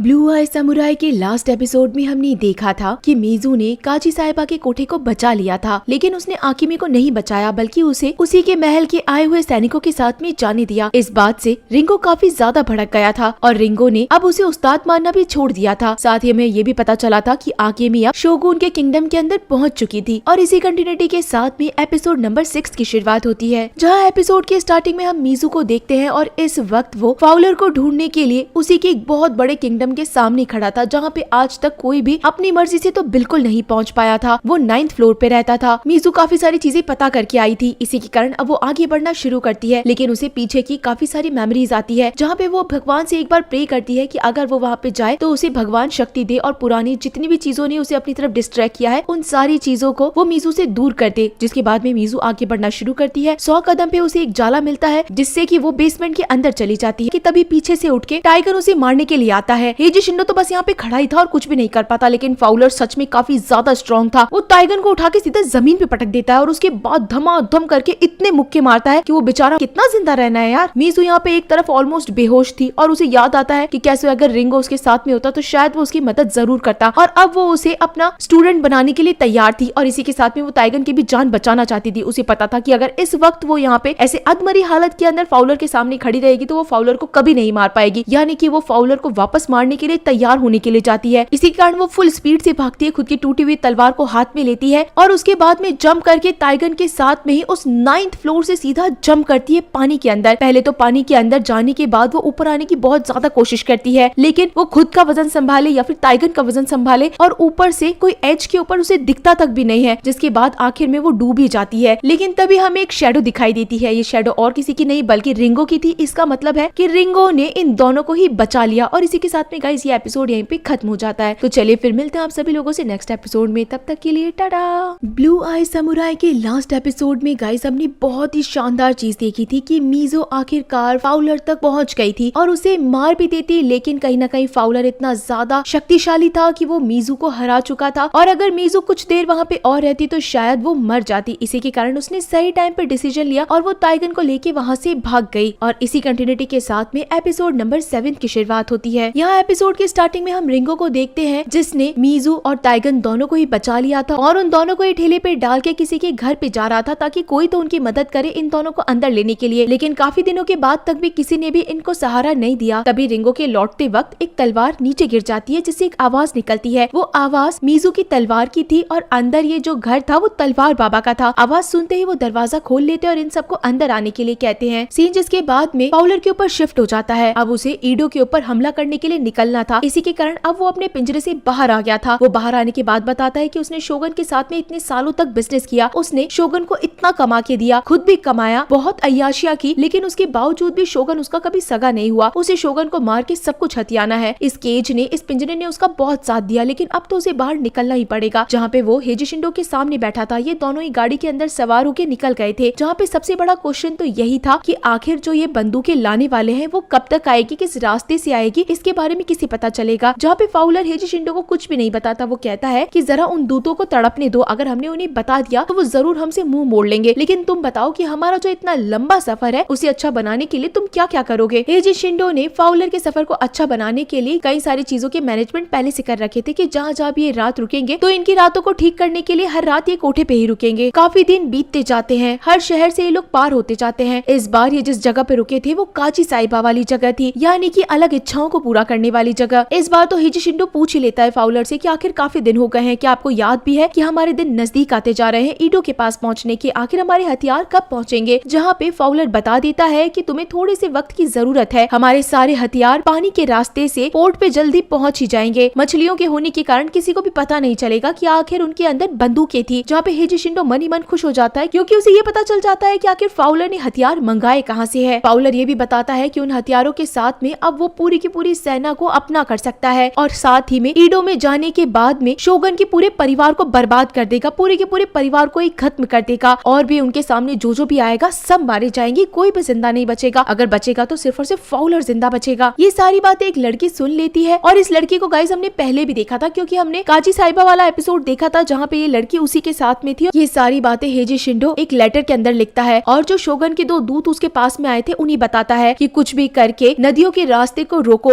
और पता लगाओ कि आखिर सारे हथियार कहाँ पर है। अगर ये हथियार फाउलर को मिल गए तो वो पूरे के पूरे जापान को बर्बाद कर देगा, सबको मार डालेगा। इससे पहले हमें सारी चीजें ठीक करनी पड़ेगी। ये लेटर शोगन के उस मोटर से दूध के पास में भी पहुंच जाता है और वो अपने सैनिकों को काम पे लगा देता है कि जाके सारे हथियार ढूंढो। जिसके बाद में सीन यहाँ आकिमी के ऊपर शिफ्ट हो जाता है। उसके फादर उसे हमेशा से ये समझाने की कोशिश करते हैं कि अब जब तुम एक रॉयल फैमिली की मेंबर बन चुकी हो तो सब कुछ तुम्हारा है, तुम खुशी खुशी रहो। देखो भी पिंजरे के अंदर बंद रहे। इसी के कारण वो इस बर्ड को उड़ा देती है। वो बर्ड जहाँ जहाँ पे उड़ता जाता है आकिमी भी पूरे गार्डन के अंदर घूमती जाती है। तभी एक तीर आता है और उस बर्ड को मार देता है। आकिमी बहुत ज्यादा भड़क जाती है। उसे पता चलता है कि ये काम उसके हस्बैंड ने किया था। उसके हस्बैंड ने यानी कि शोगन के बेटे ने उस बर्ड को उसकी माँ के कहने पे मारा था। इस बात से आकिमी भड़क जाती है और सब लोगों के सामने उस पर चिल्लाती है कि तुम आखिर कैसे आदमी हो, उस बेचारे की गलती भी नहीं थी, कोई भी सुंदर चीज क्या तुम्हें देखनी बर्दाश्त नहीं है, तुमने आखिर ऐसा क्यों किया। लेकिन शोगन का बेटा कुछ भी नहीं कहता और अपनी माँ को नमस्ते करके वहाँ से चला जाता है। यहाँ पे आकिमी अपने सर्वेंट्स के साथ में लौट ही रही थी, जहाँ पे सर्वेंट्स बताती है कि तुम में इतने उसके बाद उसका क्या हुआ। जहाँ पे सर्वेंट्स बताती है कि उस लड़की को मार दिया गया और उसकी अस्थियां उसके घर पे भेज दी गई। तो अगर तुम्हें यहाँ पे रहना है तो थोड़ा सोच समझ के रहना होगा। आकिमी जिसके बाद इतनी ज्यादा परेशान हो गई थी कि वो अपने ही कमरे से कूद के मरने वाली थी, लेकिन तभी सेकी आ जाते हैं ना शोगन की रानी बन के, मुझे बस जाना है यहाँ से। जहाँ पे सेकी उसे समझाते हैं और कहते हैं कि आओ हम दोनों गेम खेलते हैं। एक आकिमी कहती है कि हर बार तो मैंने आपको इस गेम में हरा दिया है, तो आखिर अब आप मेरे साथ क्यों खेलना चाहते हैं। जहाँ पे सेकी उसे बैठ के अच्छी तरीके से समझाते हैं कि अगर तुम्हें कुछ चाहिए तो उसके लिए तुम्हें खुद लड़ना पड़ेगा। तुम अगर खुद स्ट्रॉन्ग बन जाओगी तो सारी पावर्स तुम्हारे हाथ में आ जाएंगी, तुम्हें उसके लिए खुद मेहनत करनी पड़ेगी। यानी कि कहीं ना कहीं वो आकिमी को ये इनडायरेक्टली समझाते हैं कि अगर तुम अपने बेटे यानी कि राजा के साथ में अच्छी तरीके से रहोगी तो कहीं ना कहीं जाके पावर्स तुम्हारे हाथ में भी आएंगी। उसके बाद तुम्हारी जो मर्जी हो तुम वो चीजें कर सकती हो। आकिमी को आधी चीज समझ में आती है, आधी चीज समझ में नहीं आती है, लेकिन फिर भी कहीं ना कहीं वो इस बात को लेकर कन्विंस हो गई थी कि उसे इस जगह पे रहना चाहिए। जिसके बाद में सीन या मीजू के ऊपर शिफ्ट हो जाता है। कई दिनों के बाद में मीजू को होश आया था, लेकिन रिंगो मीजू से बहुत गुस्सा था। इसी के कारण वो कमरे से चला जाता है ये कहकर कि जब टाइगन उठ जाए तब मुझे बता देना, और कमरे से बाहर चला जाता है। जिसके बाद में मीजू मास्टर से पूछती है कि आखिर टाइगन ठीक तो है ना, क्या वो जिंदा हो पाएगा, क्या वो बच भी पाएगा या नहीं बच पाएगा। जहाँ पे मास्टर कहते हैं कि तुम सबसे बड़ी जिद्दी हो, तुम्हारी जो सोल है वो भी बहुत ज्यादा जबरदस्त है, तुम्हारे अंदर मरने की कोई इच्छा ही नहीं है। सेम टू सेम टाइगन के साथ में भी है, उसकी आत्मा भी बहुत ज्यादा जिद्दी है। वो आराम से मर सकता था लेकिन फिर भी उसने मरना नहीं सोचा बल्कि खुद को जिंदा रखने के बारे में सोचा। वो जल्दी ठीक हो जाएगा। मीजू यहाँ पे अपनी तलवार के बारे में भी बताती है कि कैसे उसकी तलवार टूट गई। जहाँ पे अगले दिन हम देखते हैं कि रिंगो जो कि एक बहुत ही स्वीट इंसान था वो तलवार बाबा के पीछे पीछे घूमने लगता है और कहता है कि बताइए मैं आखिर आपकी क्या मदद कर सकता हूँ। तलवार बाबा तो परेशान होकर उसे कह देते हैं कि भाई मुझे तो थोड़ी शांति चाहिए। इसी के साथ में अब टाइगन को भी होश आ गया था, जो कि निकल के बाहर आता है और मीजू से बात करता है कि ये जगह तो मुझे कुछ जानी पहचानी लग रही है। मीजू बताती है कि हाँ हम हमारे पुराने गाँव के पास में ही है। टाइगन कहता है कि अच्छा इसका मतलब तुम यहाँ पे बड़े हुए थे, यहाँ पे तुमने सारी की सारी चीजें सीखी, तलवार चलानी सीखी, यही तुम्हारा पुराना घर है। मुझे तो विश्वास नहीं होता कि हम दोनों की दुश्मनी के बाद में भी तुमने मेरी जान बचाई। जहाँ पे मीजू कहती है कि ऐसा कुछ भी नहीं था, इतना तो मैं कर ही सकती थी। जिसके बाद में सीन वापस से आकिमी के ऊपर ही शिफ्ट हो जाता है। इस वक्त वो यहाँ के एक सीजनल फ्लावर को देखने के लिए बाहर निकले थे। जापान के अंदर गाइस एक बहुत ही बड़ा सीजन या फिर हम कह सकते हैं फेस्टिवल होता है, जहाँ पे ये जो पिंक कलर के साकुरा के फ्लावर्स होते हैं ये खिलते हैं और एक बहुत ही बड़े फेस्टिवल के जैसे मनाया जाता है इसे। ये दासियां आकिमी को बताती है कि आपकी शादी के लिए पूरे शहर में धूमधाम चल रही है, हर कोई दूर दूर से आ रहा है, महंगे महंगे गिफ्ट्स ला रहा है। इसी वक्त आकिमी को दिखाई देता है कि जो काजी साहिबा और उसकी कुछ लड़कियां थी वो सारी की सारी इस शहर तक पहुंच गई है। तो वो अपनी पालकी को रुकवा के उनसे मिलने के लिए जाती है और कहती है कि क्या आप मुझे पहचानी या फिर मुझे कविता सुनानी पड़ेगी। जहाँ पे ये सारी लड़कियां और साथ ही में काजी साहिबा भी बताती है कि हम ईडो शहर में काफी लंबा सफर तय करके आए हैं। इस सफर के बीच में उन्हें कई सारे आदमियों के साथ में रहना पड़ा ताकि वो महंगे तोहफे खरीद सके, कि वो यहाँ की रानी को गिफ्ट कर सके। काजी साहिबा कहती है लेकिन तुम आखिर यहाँ पे क्या कर रही हो, वो भी शोगन की पालकी में। जहाँ पे आकिमी बताती है कि शोगन की पालकी में मैं इसलिए हूँ क्योंकि जिसकी शादी में आप लोग आने वाले हैं वो मेरी ही शादी है, यानी कि मैं ही वो प्रिंसेस हूँ। इस बात से यहाँ की सारी लड़कियां चौंक जाती है कि आकिमी सच में एक प्रिंसेस ही थी, वो झूठ नहीं बोल रही थी। लेकिन आकिमी को ये सारी चीजें पसंद ही नहीं थी, बल्कि उसे तो ये सब कुछ एक जाल लगता है और उसे तो बस यहाँ से भागना है खुद की जिंदगी अच्छे से जीने के लिए। जहाँ पे काजी साहिबा उसे समझाती है कि तुम कितनी बड़ी बेवकूफ हो, यहाँ पे हमको देखो, हम कितने बुरी तरीके से काम कर करके इस जगह तक पहुंचे हैं और तुम्हें जो चीजें बिल्कुल अच्छे से मिल रही है तुम्हें उस चीज के बिल्कुल भी रेस्पेक्ट नहीं है। अगर तुम्हें कुछ चीज चाहिए तो उसके लिए तो तुम्हें खुद ही लड़ना पड़ेगा ना। और रही बात अगर आदमी की, तो आदमी को तो तुम आराम से मना सकती हो। आकिमी की बस यही प्रॉब्लम थी कि शोगन एक बहुत बड़ा हैवान है और वो कभी भी उसे मार डालेगा या फिर उसे अच्छे से नहीं रखेगा। लेकिन काजी साहिबा कहती है कि तुम्हें उसके बारे में सब कुछ जानना पड़ेगा, उससे दोस्ती करनी पड़ेगी। और रही बात आदमी की, तो वो तो मासूम ही होता है, तुम उसे आराम से मना पाओगी और अगर एक बार वो तुम्हारी बात मान गया तो समझो सारी पावर्स तुम्हारे हाथ में है। जहाँ पे आकिमी को डाउट था कि क्या वो ऐसा कर भी पाएगी या नहीं कर पाएगी। जहाँ पे काजी साहिबा कहती है कि अब तो तुम्हें तुम्हारा डिसीजन खुद लेना पड़ेगा कि तुम्हें ये सब कुछ चाहिए या फिर बस ऐसी ही बर्बाद जिंदगी चाहिए। सीन जिसके बाद में मीजू के ऊपर ही शिफ्ट हो जाता है। वो अपने तलवार बाबा के पास में बैठी थी और उस तलवार को बनाने के बारे में बताती है, जहाँ पे इस टूटी हुई तलवार को देखकर तलवार बाबा कहते हैं कि तुम्हारी तलवार बहुत ज्यादा प्योर थी। जहाँ पे मीजू कहती है कि हाँ, मैंने उसके अंदर कोई भी कमी नहीं छोड़ी थी। तलवार बाबा कहते हैं कि यही तो इसकी सबसे बड़ी कमी है कि अब तुम्हारी आग जो कि पहले से काफी ज्यादा बढ़ गई है, वो इस तलवार को नहीं सहन कर पा रही है। इस तलवार के अंदर अभी कुछ कमियां आ गई है। जो तुम पहले थी तो वो तलवार तुम्हें सहन कर पाती थी, लेकिन अब जैसी कि तुम बन चुकी हो तो तुम्हारे अकॉर्डिंग इस तलवार को भी बदलना होगा। और अगर ये तुम्हें तलवार ठीक करनी है तो तुम्हें खुद से शुरुआत करनी पड़ेगी। मैं इसमें तुम्हारी कोई मदद नहीं कर सकता, बल्कि मेरे पास तो मटेरियल भी नहीं है। यानी कि अब मीजू को खुद की तलवार तो खुद ही ठीक करनी पड़ेगी। जिसके बाद में अगले दिन सुबह होते ही वो तलवार को बनाने वाली सारी चीजें स्टार्ट कर देती है। एक ऐसा गोल सा खड्डा बनाती है जिसके अंदर आग लगाती है और उसके बाद में अपने तलवार के सारों टुकड़ों को उसके अंदर डाल देती है। हम यहाँ पे टाइगन को भी देखते हैं जो कि शहर की गलियों के अंदर घूम रहा था। उसे अपने पुराने दिन याद आते हैं कि कैसे उसने बचपन में मीजू को बहुत ज्यादा परेशान किया था। साथ ही में हम रिंगो को भी देखते हैं जो कि चोरी छुपे तलवार बाबा के पास में आता है, लेकिन तलवार बाबा हर किसी की आहट पहचान जाते हैं। उसके बाद उसे अपने पास बैठाते हैं और पूछते हैं कि आखिर तुम्हारे पास जो हथियार है वो किसने बनाए। तो रिंगो कहता है कि वो सब तो मैंने ही बनाए, वो भी मेरी सेफ्टी के लिए। ये दोनों आपस में बात करते हैं कि इन दोनों के ही पास में ऐसी डिसेबिलिटी है जिसके लिए ये दोनों ही माहिर होना चाहते हैं। यानी कि रिंगो के पास में हाथ नहीं है और उसे समुराई बनना है, वहीं पे तलवार बाबा के पास में आंखें नहीं है और वो तलवार बनाते हैं। लेकिन रिंगो ये बात जान चुका था कि तलवार बाबा ने खुद की कमी को दबा के अपनी जो भी पावर्स थी उन पावर्स के ऊपर कंट्रोल कर लिया है। जिसके बाद अब मीजू को देखते हैं जिसने काफी मेहनत करी थी अपनी तलवार को पिघलाने में, लेकिन जब वो टुकड़ा हाथ में आता है तो वो पूरा टुकड़ा बिखर जाता है और तलवार जो टुकड़े के अंदर थी वैसी की वैसी ही रहती है। उसे कुछ भी फर्क नहीं पड़ता। पूरी रात काम करने के बाद में मीजू बिल्कुल अकेली ही थी। इसी वक्त टाइगन आता है जो कि उसके लिए डम्पलिंग्स लेकर आया था और बताता है कि देखो मैं तुम्हारे लिए लाया। मीजू उसे खाती है और उसे बहुत खुशी होती है कि पहली बार उसने इतनी अच्छी चीजें खाई है और आखिर टाइगन उसे ये सारी चीजें क्यों दे रहा है। जहाँ पे टाइगन कहता है कि मुझे तो तुमसे लड़ना है, बस इसीलिए मैं ये सब कुछ कर रहा हूँ। मीजू को पता था कि टाइगन की हालत अच्छी नहीं है, लेकिन टाइगन पहले खड़ा होता है, नाटक करता है, लेकिन तभी मीजू के ऊपर वो अटैक करता है। ये दोनों ही लड़ने लगते हैं, लेकिन काफी ज्यादा हंसी मजाक करते करते एक वक्त ऐसा आता है कि जब ये दोनों आइस ब्रेक करते हैं, एक दूसरे को बस देखते रह जाते हैं। थी तो आखिर मीजू असल में लड़की ही, तो कहीं ना कहीं टाइगन को एकदम से ऐसा लगता है कि शायद कहीं ना कहीं वो भावनाओं में बह गया है। तो वो हट जाता है और कहता है कि हो सकता है कि मुझे आकिमी की याद आ गई हो। जहाँ पे मीजू कहती है कि नहीं, इसमें तुम्हारी कोई गलती नहीं है, मुझे तुम्हें एक बात बतानी है, तुम आकिमी से कभी नहीं मिल पाओगे। तो टाइगन कहता है तुम्हें कैसे पता कि मैं आकिमी से नहीं मिल पाऊंगा। जहाँ पे मीजू कहती है कि आकिमी को उसके घर वाले अपने साथ ले गए थे, उसकी शादी शोगन के छोटे बेटे से होने वाली है। वो इस वक्त ईडो के अंदर है और कुछ ही दिनों के अंदर ईडो के ऊपर एक बहुत बड़ा हमला होने वाला है। फिरंगियों की एक बहुत बड़ी फौज आने वाली है जो कि पूरे के पूरे शोगन कबीले को मार डालेगी। तो मुझे नहीं लगता कि उनके बीच में आकिमी भी बच पाएगी। जब ये बात टाइगन सुनता है तो उसे बहुत ज्यादा गुस्सा आता है। वो कहता है कि पहली बात तो तुमने आकिमी से रिलेटेड मुझसे हर एक चीज छुपाई, मैं उसे बचा सकता था, वापस से ला सकता था। और रही बात शोगन कबीले की, तो उनके ऊपर अटैक होने वाला है, ये तुम आखिर मुझे अब क्यों बता रहे हो। मैं जाऊंगा और शोगन को बचाऊंगा, मैं आखिर एक सच्चा समुराय हूँ, वो भी अपने देश का, तो मुझे ऐसा करना ही पड़ेगा। मीजू उसे रोकती भी है कि वहाँ पे बहुत ज्यादा खतरा है, वहाँ पे एक बहुत बड़ी सेना आने वाली है, तुम मर जाओगे। लेकिन टाइगन नहीं रुकता और वो शोगन को इन्फॉर्म करने के लिए वहाँ से निकल जाता है। इसी के साथ में सीन यहाँ एक बहुत बड़ी सभा के अंदर शिफ्ट हो जाता है जहाँ पे काफी सारे रॉयल लोग बैठे थे। यहाँ पे मेन जो सबसे बड़ा हेड यानी कि जो शोगन था वो बैठ के बताता है कि मेरी जो वाइफ है उन्होंने मुझे 2 बेटे दिए, तो कल को अगर मुझे कुछ हो जाता है तो ये दोनों बेटे ही शोगन को आगे बढ़ाएंगे, इस कबीले को आगे बढ़ाएंगे। इस घर के अंदर एक नई मेंबर आई है, यानी कि छोटी बेटी की शादी आकिमी से हुई है, तो इसी सब के सेलिब्रेशन के लिए आपको बुलाया गया है। यहाँ पे एक मोटा सा आदमी था जो कि आकिमी को देख के पहचान गया था कि ये तो वही लड़की है जो कि उसे एक बार कोठे पे मिली थी। आकिमी भी उसे देख के काफी ज्यादा सरकास्म वाली स्माइल देती है। जिसके बाद सभी के लिए बहुत अच्छा वाला खाना पेश किया जाता है और आकिमी के लिए तो बहुत ही स्पेशल फूड आया था। असल के अंदर ये सब कुछ वहाँ की महारानी आकिमी को परेशान करने के लिए कर रही थी, जैसे कि जानवरों का दिल, जानवरों की खोपड़ी, ब्रेन, गुर्दे, सब कुछ आकिमी के लिए लाए गए थे। लेकिन आकिमी को अब समझ में आ गया था कि अगर उसे पावर के अंदर आना है तो इन सब चीजों को तो बर्दाश्त करना ही पड़ेगा। लेकिन आखिर के अंदर उसके लिए जो सबसे स्पेशल फूड आता है वो यही था कि जो पंछी उसे बहुत फेवरेट लगा था, जो उसका बहुत प्यारा था, उसे मार के पका के उसके सामने रख दिया गया और कहा गया कि ये तो तुम्हारे लिए तुम्हारे पति ने भेजा है। अब आकिमी इतने सारे लोगों के सामने नाटक तो नहीं कर सकती थी, इसी के कारण बेचारी को दिल पे पत्थर रख के उस बेचारे छोटे से जानवर को खाना पड़ता है। जिसके बाद हम मीजू को देखते हैं जो कि इस वक्त बिल्कुल हताश हो गई थी कि आखिर अब उसे करना क्या है। उसे कुछ समझ नहीं आ रहा कि आखिर वो फाउलर के ऊपर कैसे जाके वार करे, ना उसके पास उसकी तलवार है। वो काफी ज्यादा कंफ्यूज थी। इस वक्त तलवार बाबा उसके पास आते हैं और उसे काफी सारी चीजें समझाते हैं कि उसने तो मीजू को एक आर्ट सिखाया था, वो बस तलवार बनाते हैं, बाकी सारी चीजें मीजू को खुद से समझनी होगी। जिंदा रहना, मरना, खाना पीना, ये सब कुछ एक लाइफ के हिस्से हैं और अब अगर मीजू को कुछ करके दिखाना है तो जैसी वो इंसान है उसे वही सारी चीजों को फॉलो करते हुए आगे बढ़ना होगा। और एक वक्त ऐसा आएगा जब वो अपने अंदर की सारी पावर्स को इकट्ठा करके, अपने सारे कंफ्यूजन कंफ्यूजन को दूर करके वो चीज अपना लेगी जिससे कि वो सब कुछ जीत पाए। जिसके बाद में मीजू को समझ में आ गया था कि आखिर उसे करना क्या है। वो रात के अंदर वापस से तलवार बनाना शुरू करती है, आग लगाती है। जिसके बाद में सीन यहाँ आकिमी के ऊपर शिफ्ट हो जाता है। आकिमी को इस वक्त 2 बर्ड्स को गिफ्ट किया जाता है, जहाँ पे आकिमी काफी ज्यादा भड़क जाती है और सीधा गुस्से के अंदर उस कमरे के अंदर पहुंच जाती है जहाँ पे उसका हस्बैंड था और उठा के सीधा एक चांटा लगा देती है और कहती है कि तुम्हें बिल्कुल भी शर्म नहीं है क्या? पहले तुमने उस जानवर को मारा, उसके बाद में ये दोनों जानवर मुझे गिफ्ट के लिए भेजे, मुझे इस चीज का जवाब दोगे तुम? या तुम्हारी मर्दानगी बस इसी के अंदर है? जिसके बाद में हमें पता चलता है कि ये जो किंग था यानी कि शोगन का बेटा हकलाता है और वो हकलाते हकलाते आकिमी को कहता है कि ये बस मैंने माफी मांगने के लिए भेजा था जो कि मेरी माँ ने तुम्हारे साथ किया था। जिसके बाद तो आकिमी को ये नस पता चल जाती है कि आखिर वो इस आदमी को कैसे समझा सकती है या कैसे इसके ऊपर कंट्रोल कर सकती है। वो दरवाजे को बंद करती है और अपने हस्बैंड के पास आती है और कहती है कि ये बात आप मुझे पहले भी तो बता सकते थे ना, आप मुझसे माफी मांगना चाहते थे इसलिए आपने उन बर्ड्स को भेजा, अब आप मुझे सारी बात अच्छे से बता। एक वक्त ऐसा आता है कि जब वो पूरी तरीके से पेंट हो गई थी लेकिन अभी भी उसके पीछे का हिस्सा बाकी था। वो रिंगो के पास जाती है और उसे कहती है कि कुछ चीजें ऐसी है जो कि मैं अकेली नहीं कर सकती हूँ और वो रिंगो से हेल्प करने के लिए कहती है। जिसके बाद में रिंगो से वो मंत्र बुलवाए जाते हैं जो कि इनके जापानीज ट्रेडिशन के थे और उसके बाद में रिंगो मीजू के बैक पे भी वो पेंट कर देता है। मीजू अब पूरी तरीके से तैयार थी अपनी उस तलवार को बनाने के लिए। कहीं ना कहीं वो अपने दूध के ऊपर शिफ्ट होता है जो कि नदियों से आने वाले हर एक रास्ते को चेक कर रहा था जहाँ पे उसे कोई भी बंदूक नहीं मिलती है। इसी के कारण वो एक लेटर लिखता है हेजी शिंडो को कि तुम्हारे दोस्त ने तुम्हें पागल बनाया है, यहाँ पे कोई भी हथियार नहीं है, बल्कि मुझे तो लगता है जल्द ही तुम भी मरने वाले हो। इसी के साथ में शोगन देख लेता है कि हेजी शिंडो एक लेटर पढ़ रहा है और हेजी शिंडो को बाहर बुलाता है कि बाहर आओ, मुझे तुम्हें कुछ दिखाना है। वो 4 लोगों को अपने सामने लेकर आता है और उसके बाद में एक आदमी को कहता है कि चलाओ अभी के अभी अपना तीर चलाओ, मैं तुम्हारे लिए रेडी खड़ा हूँ। हेजी शिंडो को लगता है कि अगर ये फाउलर तीर के सामने आया तो जरूर मर जाएगा, लेकिन वो तीर फाउलर को टच तक भी नहीं कर पाता। जिसके बाद फाउलर अंदर आता है और उसके बाद में खुद के इतिहास के बारे में बताने लगता है कि कैसे ये जो अंग्रेज लोग थे इन्होंने अपने काम के लिए कितना कुछ किया। हमेशा से ये लोग फर्नीचर और तलवार गोलों को लेकर बहुत ज्यादा सीरियस थे। इन्होंने हमेशा से इसी चीज का व्यापार किया कि फाउलर यहाँ पे जितने भी फर्नीचर पड़े थे उनमें से एक एक पीस निकालता है। यानी कि उसने हेजी शिंडो को झूठ बोला था कि जितने भी सारे हथियार आने वाले हैं वो पानी के रास्ते से आने वाले थे, बल्कि ये सारे हथियार तो पहुंच चुके थे, वो भी इसी फर्नीचर के अंदर से छोटे छोटे पीसेस के अंदर, ताकि कोई भी पहचान ही ना पाए कि आखिर इन बंदूकों को बनाया कैसे गया है। बस उसके रॉ मटेरियल आए थे और इनबिल्ड इन्हें यहाँ पे कर लिया गया था। फाउलर ये भी बताता है कि उसकी और उसकी बहन की जिंदगी कितनी बुरी निकली थी। वो दोनों भूखे मर रहे थे। एक वक्त ऐसा आया जब उसकी बहन मर गई और उसके ऑर्गन्स को खुद फाउलर ने खाया था। तब से बस उसे पूरी की पूरी दुनिया ही जीतनी थी कि आखिर उसके साथ में जो कुछ भी बुरा हुआ तो वो लोगों के साथ में ही उतना ही बुरा करेगा। वो आखिरकार अपनी पूरी की पूरी गन को बिल्ड कर लेता है और उसके बाद में एक शॉट लगाता है जहाँ पे उसके सामने खड़े हुए आदमी जो कि बहुत ज्यादा दूर खड़ा था वो भी मर गया था और बाकी जितने भी लोग थे वो बाकी के लोगों को मार देते हैं। पास जाने के बाद में हेजी शिंडो खुद देखता है कि जो आदमी मरा है वो और कोई नहीं बल्कि इन्हीं का दूध था। फाउलर कहता है कि ये आदमी हमसे गद्दारी कर रहा था, शायद गन्स लेके कहीं ना कहीं भाग जाता। तुम क्या कहते हो, क्या तुम्हें इसका अंगूठा चाहिए? और अब जब हमारा ये दूध मर गया है तो हमें एक नए दूध की जरूरत है जो कि शोगन के कबीले में जाके हमें सारी की सारी इन्फॉर्मेशन ला के दे सके। क्या हेजी तुम ये काम कर सकते हो? हेजी शिंडो बहुत बुरी तरीके से फंस गया था क्योंकि उसके जो भी छुपे हुए आदमी थे वो सब तो मारे गए थे, ऊपर से अब शोगन के किले में उसे खुद जाना था। सीन जिसके बाद में मीजू के ऊपर शिफ्ट होता है जिसने पूरी तलवार को पिघला लिया था और एक मेटल के अंदर बदल लिया था। वो ये सारी चीज तलवार बाबा के पास लेके जाती है और कहती है कि मुझे इस तलवार को बनाना है, जहाँ पे तलवार बाबा खुद कहते हैं कि मैं तुम्हें ऐसी तलवार बना के दूंगा जिससे कि तुम अपना सारा बदला पूरा ले सको। लेकिन तब मीजू कहती है कि मैं अभी इस तलवार के लिए रेडी नहीं हूँ, आप मुझे तलवार तब दीजिएगा जब मैं मेरा बदला पूरा लेके आ सकूं, यानी कि फाउलर को मार के आ सकूं। उसके बाद शायद आप मुझे कह पाएंगे कि मैं इस तलवार के लायक हूँ। और मीजू वहाँ से निकल जाती है। रिंगो भी यहाँ पे जाने से पहले एक डायलॉग मारता है कि तलवार बाबा मुझे पता था कि आपको हमेशा से मेरा मास्टर बनना था, लेकिन अभी मीजू को मेरी ज्यादा जरूरत है। यानी कि रिंगो तो हमेशा से कॉमेडी किया करता था और वो मीजू के पीछे पीछे चला जाता है। जिसके बाद में सीन यहाँ आकिमी के ऊपर शिफ्ट हो जाता है और अब कहीं ना कहीं वो काफी ज्यादा स्ट्रॉन्ग पर्सनैलिटी बन के बाहर निकली थी। वो जो दूसरी सर्वेंट्स थी उनको काम से निकाल देती है और साथ ही में ये भी कहती है कि जो सबसे बड़ी रानी है उन्हें मत कहिएगा कि आज से मुझे क्या खाना है क्या पीना है, मैं मेरे हिसाब से काम कर लूंगी। अब जब सारी सर्वेंट्स को निकाल दिया था तो आकिमी को ऑब्वियस सी बात है नई सर्वेंट्स की जरूरत थी। पता चलता है कि आकिमी ने काची साहिबा और उसकी लड़कियों को यहाँ पे बुलाया है और एक बहुत बड़ा ऑफर दिया है कि आज से आप लोगों की मर्जी है कि आप लोगों को कहाँ रहना है। वैसे भी मेरी सारी की सारी सर्वेंट्स चली गई है, मुझे नई सर्वेंट्स की जरूरत है, अगर आप चाहें तो यहाँ पे रुक सकती है, आपको कपड़ा खाना अपनी पगार से 5 गुना ज्यादा पैसा सब कुछ मिल सकता है। इन लड़कियों को विश्वास ही नहीं होता कि आखिर मीजू ने इतना बड़ा स्टेटमेंट कैसे दे दिया। उसने हम सबको काम पे रख लिया, यानी कि इन सब लड़कियों की तो जिंदगी बर्बाद थी लेकिन मीजू ने इन सबको नई जिंदगी दी। ये लड़की तो साइड में खड़ी होकर रोने लगती है और कहती है कि मीजू मैंने हमेशा से तुम्हें गलत समझा लेकिन तुमने आज मेरी जिंदगी बदल दी। जहाँ पे मीजू कहती है कि ऐसा कुछ भी नहीं है, मैं तुम्हारा दर्द हमेशा से समझती थी और मुझे तो एक्सपीरियंस लड़कियों की जरूरत है जो कि पूरी दुनियादारी जानती है। जहाँ पे ये लड़की अब मीजू को बताती है कि मीजू तुम्हें यहाँ से जाना बताना पड़ेगा ईडो के ऊपर एक बहुत बड़ा हमला होने वाला है। कुछ फिरंगी लोग यहाँ पे आएंगे और शोगन के ऊपर अटैक करेंगे। तो बातें बताओ जो कि तुमने मुझे बताई थी, जहाँ पे ये लड़की बताती है कि महाराज ईडो के ऊपर एक हमला होने वाला है, शोगन के ऊपर फिरंगी लोग आएंगे मारने के लिए और आप सब लोग मारे जाएंगे, आप आकेमी को लेके यहाँ से चले जाइए। जहाँ पे किंग कहता है कि अच्छा तुमने तो हमें बहुत अच्छी चीज बताई, इसके बदले तुम्हें इनाम दिया जाएगा, आखिर तुम्हारे अलावा ये बात किस किस को पता है? तो ये लड़की कहती है कि नहीं मेरे अलावा ये बात किसी को नहीं पता। तभी उसी वक्त आकेमी का बाप इस लड़की को सीधा इतनी ऊंची बिल्डिंग से नीचे गिरा देता है और जान से मार देता है और आकेमी को पकड़ने की ऑर्डर देता है। आकेमी चिल्लाती रह जाती है कि आखिर आपने ऐसा क्यों किया, शोगन के ऊपर अटैक होने वाला है, हम लोगों को यहाँ से जाना चाहिए। तो आकेमी का बाप कहता है कि ऐसा ही तो हम चाहते थे, अगर यहाँ पे सब कुछ बर्बाद हो गया यानी कि पूरा शोगन खत्म हो गया, उसके बेटे मर गए, तो सिर्फ और सिर्फ तुम ही बचोगी जो कि एक रॉयल फैमिली की मेंबर रहोगी। अगर हम चाहें तो पूरा का पूरा शोगन हमारा हो सकता है, उसके बाद सारी पावर्स हमारी हो जाएगी, हम दूसरे पार्टी के अंदर जाके मिल जाएंगे। यानी कि इसका बाप चाहता था कि वो खुद जाके फाउलर से मिल जाए और सारी की सारी पावर्स इनकी हो जाए। इसके चक्कर में आकेमी के बाप ने आकेमी को। तो चलिए फिर मिलते हैं आप सभी लोगों से ब्लू आई समुराई के लास्ट एपिसोड में, तब तक के लिए टाटा।